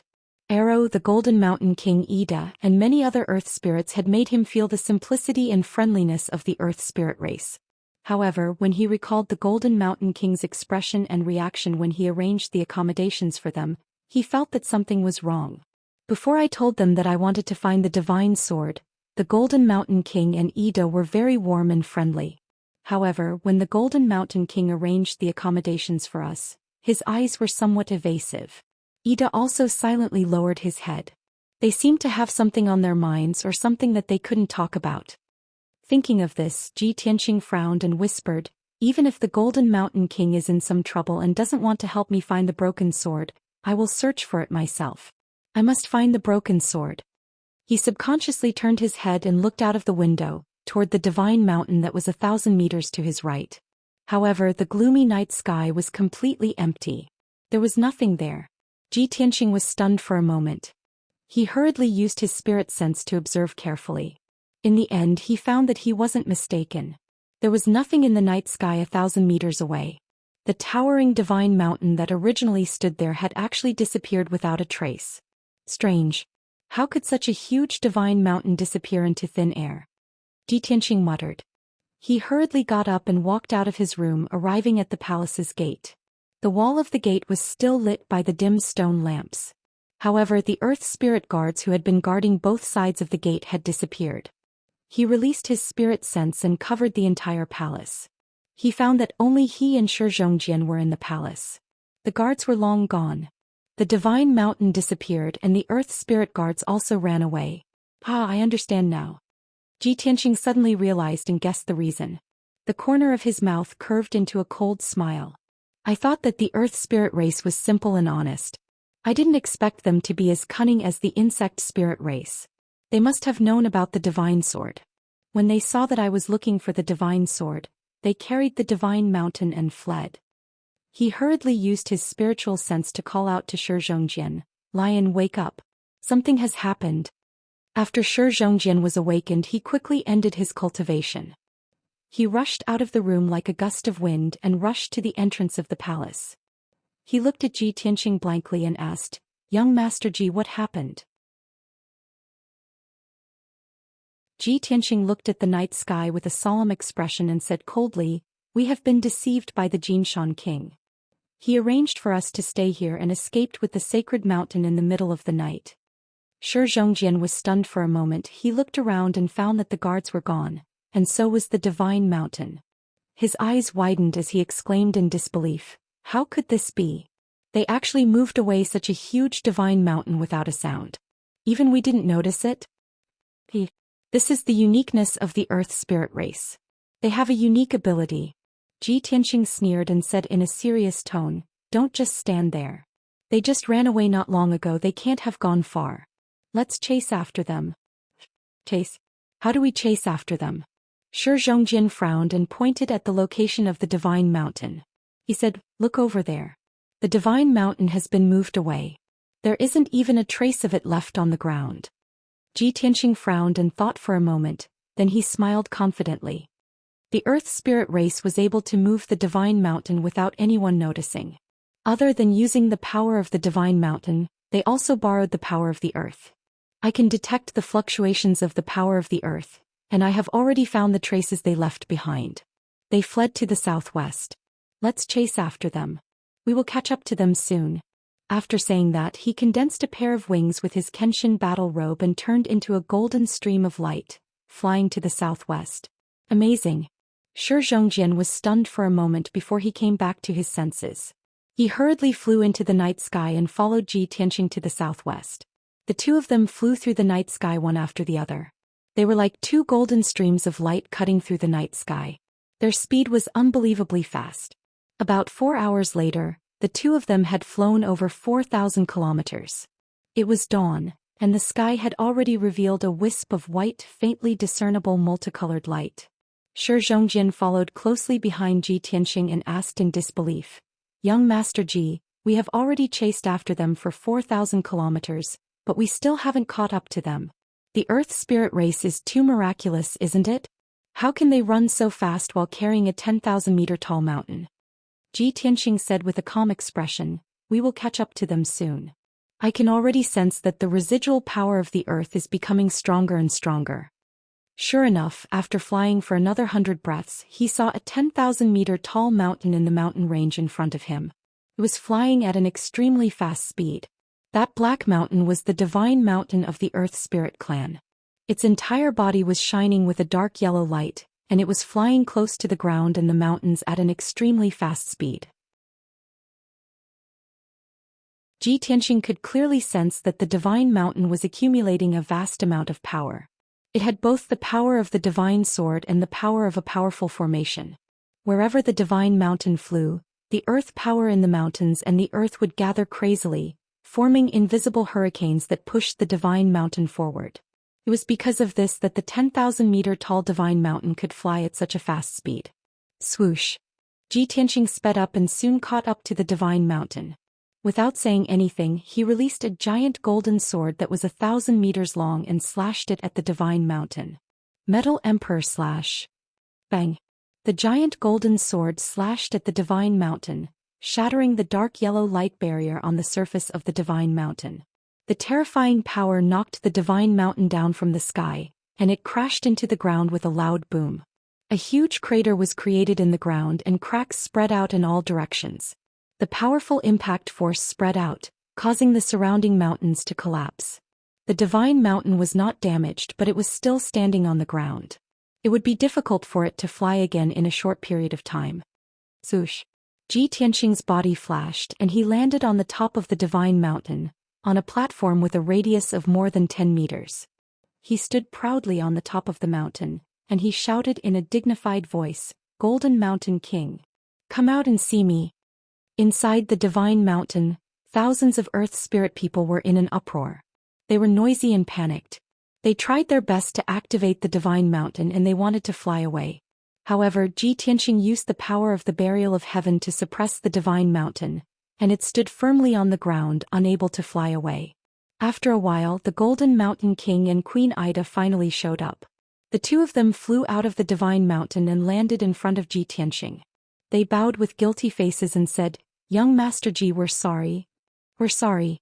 We lied to you, but we really can't help you find the divine sword." Ji Tianxing looked at them expressionlessly and said in a calm voice, "Fine, you don't have to help me find the divine sword and I don't blame you. But why did you lie to me? Why did you sneak away in the middle of the night?" The Golden Mountain King said with shame, "Young Master Ji, to be honest, we earth spirits are kind and honest and we hate lies and conspiracies." But little Wang had no choice but to do so. "This king knows that you must get the divine sword, but this divine mountain is our tribe's home and I can't give it to you. Otherwise, more than 5,000 of our people will be homeless and they will become refugees. They will also be slaughtered by the spiritual insects and become their slaves." Ji Tianxing frowned and said in a deep voice, "Golden Mountain King, you misunderstood. I only want that broken sword, not your divine mountain."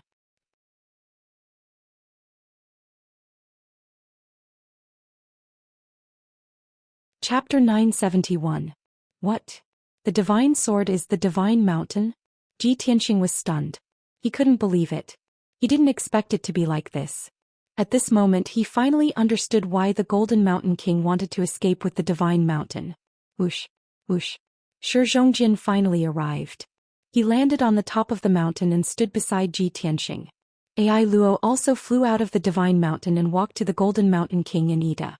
They also heard the Golden Mountain King's words. They couldn't believe it and exclaimed in surprise. A broken sword can actually transform into a towering mountain that is thousands of feet tall? That's amazing. Shi Zhongjin opened his eyes wide. He couldn't believe it. Ai Luo was also shocked. He murmured absent-mindedly, "No wonder we haven't left the divine mountain for thousands of years after we settled there." For a moment, everyone was silent. Everyone's mood was very complicated. They didn't know what to say. Ji Tianxing had been looking for the divine sword that fell thousands of years ago. He didn't care about any danger or his life. He had to get the divine sword no matter what. However, the broken remains of the divine sword had turned into a 10,000-meter-tall mountain. The Earth Spirit clan lived in this mountain and worshipped it as the divine mountain. It was the place where they lived for generations. Once they lost the divine mountain, they would become homeless refugees. Just like thousands of years ago, they would hide in the underground cave and be bullied by the spiritual insects. They would even be enslaved by the spiritual insects and live a cruel and miserable life from then on. Ji Tianxing had to get the divine sword, but the Earth Spirit clan couldn't lose the divine mountain. This was an irreconcilable contradiction and conflict. If the two sides didn't know each other or were evil and warlike, it would be simple. The winner would be the king and the loser would be the bandit. The divine mountain would belong to whoever won. But that was not the case. Ji Tianxing was not a ruthless person who would do anything to achieve his goals. The Earth Spirit clan was not as cunning and cruel as the spiritual insects. They were simple, kind, and honest people. They didn't want to be enemies with Ji Tianxing, and they didn't want to hurt Ji Tianxing either. Therefore, they chose to sneak away under the cover of the night.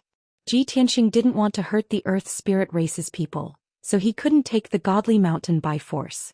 Everyone was silent. The atmosphere on the mountain peak was very solemn. Ji Tianxing was the first to speak. He nodded slightly and said, Xian King, thank you for telling me the truth. I can understand your difficulties. However, please forgive me for having a reason to obtain the divine sword. The Xian King also nodded and said in a solemn tone, Young Master Ji, thank you for your understanding. This king also admires your character and chivalry. However, please forgive me for not being able to give you the sacred mountain. Even if this humble king does not wish to be your enemy, for the sake of the thousands of people of my clan, this humble king swears to protect the sacred mountain with his life. With that, he clenched his dark gold warhammer tightly and looked at Ji Tianxing with an unyielding gaze. His entire body exuded a powerful battle intent. The two of them didn't budge an inch. The atmosphere became very tense. Seeing that the two peak experts were about to fight, Zhou Xian and Ai Luo became very anxious.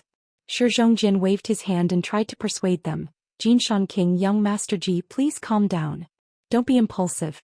We can sit down and discuss this matter calmly. I'm sure we can find a suitable solution. Ai Luo also pulled on the Xian King's arm and begged with an aggrieved face, Father, young Master Ji is my savior. If it wasn't for him, I would have died under the spiritual insects clan's poison. Father, are you going to attack our savior? The Xian King shook his head and said sincerely, Ai Luo, you're still young and haven't succeeded the throne. You don't understand the responsibility I bear. You're right. Father shouldn't attack our savior. This is a despicable act that our clan despises and despises. But Father has no choice. For our people, Father is willing to bear the infamy and become a despicable person who is despised by others. Ai Luo couldn't persuade his father. He was so anxious that he started to dance. His eyes were filled with tears and he almost cried. Ida quickly pulled him and lowered her head with a heavy heart. She comforted him with a soft voice. The situation fell into a stalemate again. Ji Tianxing was silent for a moment. Then he said in a serious tone, Xian King, although the divine sword has become a divine mountain and has been occupied by you for 1,000 years, I can still use it. I can forcibly take the divine mountain back with a single thought. But I don't want to do that. I don't want your people to be homeless and become slaves of the spiritual insects clan. I think we should have a good discussion and think of a way to get the best of both worlds. In fact, he wasn't exaggerating or trying to frighten people. The burial of heaven was the soul of the divine sword, and the divine mountain was the body of the divine sword. As long as Ji Tianxing made a move and borrowed the power of the burial of heaven, he could forcibly take back the divine mountain and swallow it into the Kenshin tomb. But he couldn't ignore the consequences. He also didn't want to bring disaster to the Earth Spirit clan. The Xian King accepted his proposal and nodded, All right, young Master Ji. As long as you can think of a way to get the best of both worlds and settle my people properly, this king will fulfill your wish. Ji Tianxing frowned and thought for a moment.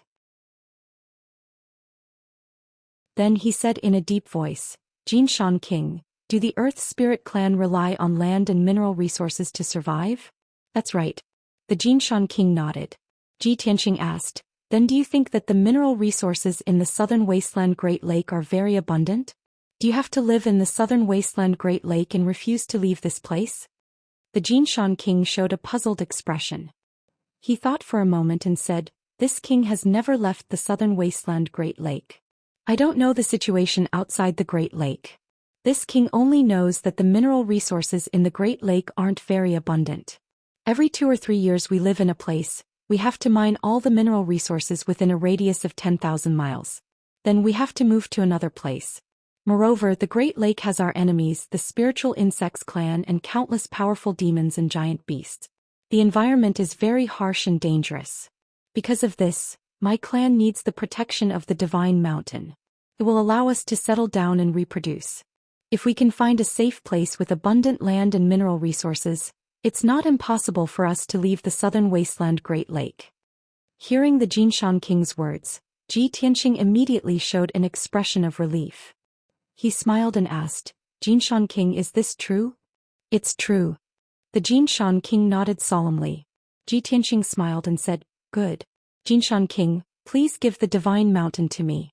I will take you out of the southern wasteland Great Lake. I will arrange a peaceful and stable place for you, with abundant land and mineral resources. You're tuning in to the Zhou Xian's Legacy YouTube channel. Don't forget to subscribe and join us on this journey to catch the most captivating stories.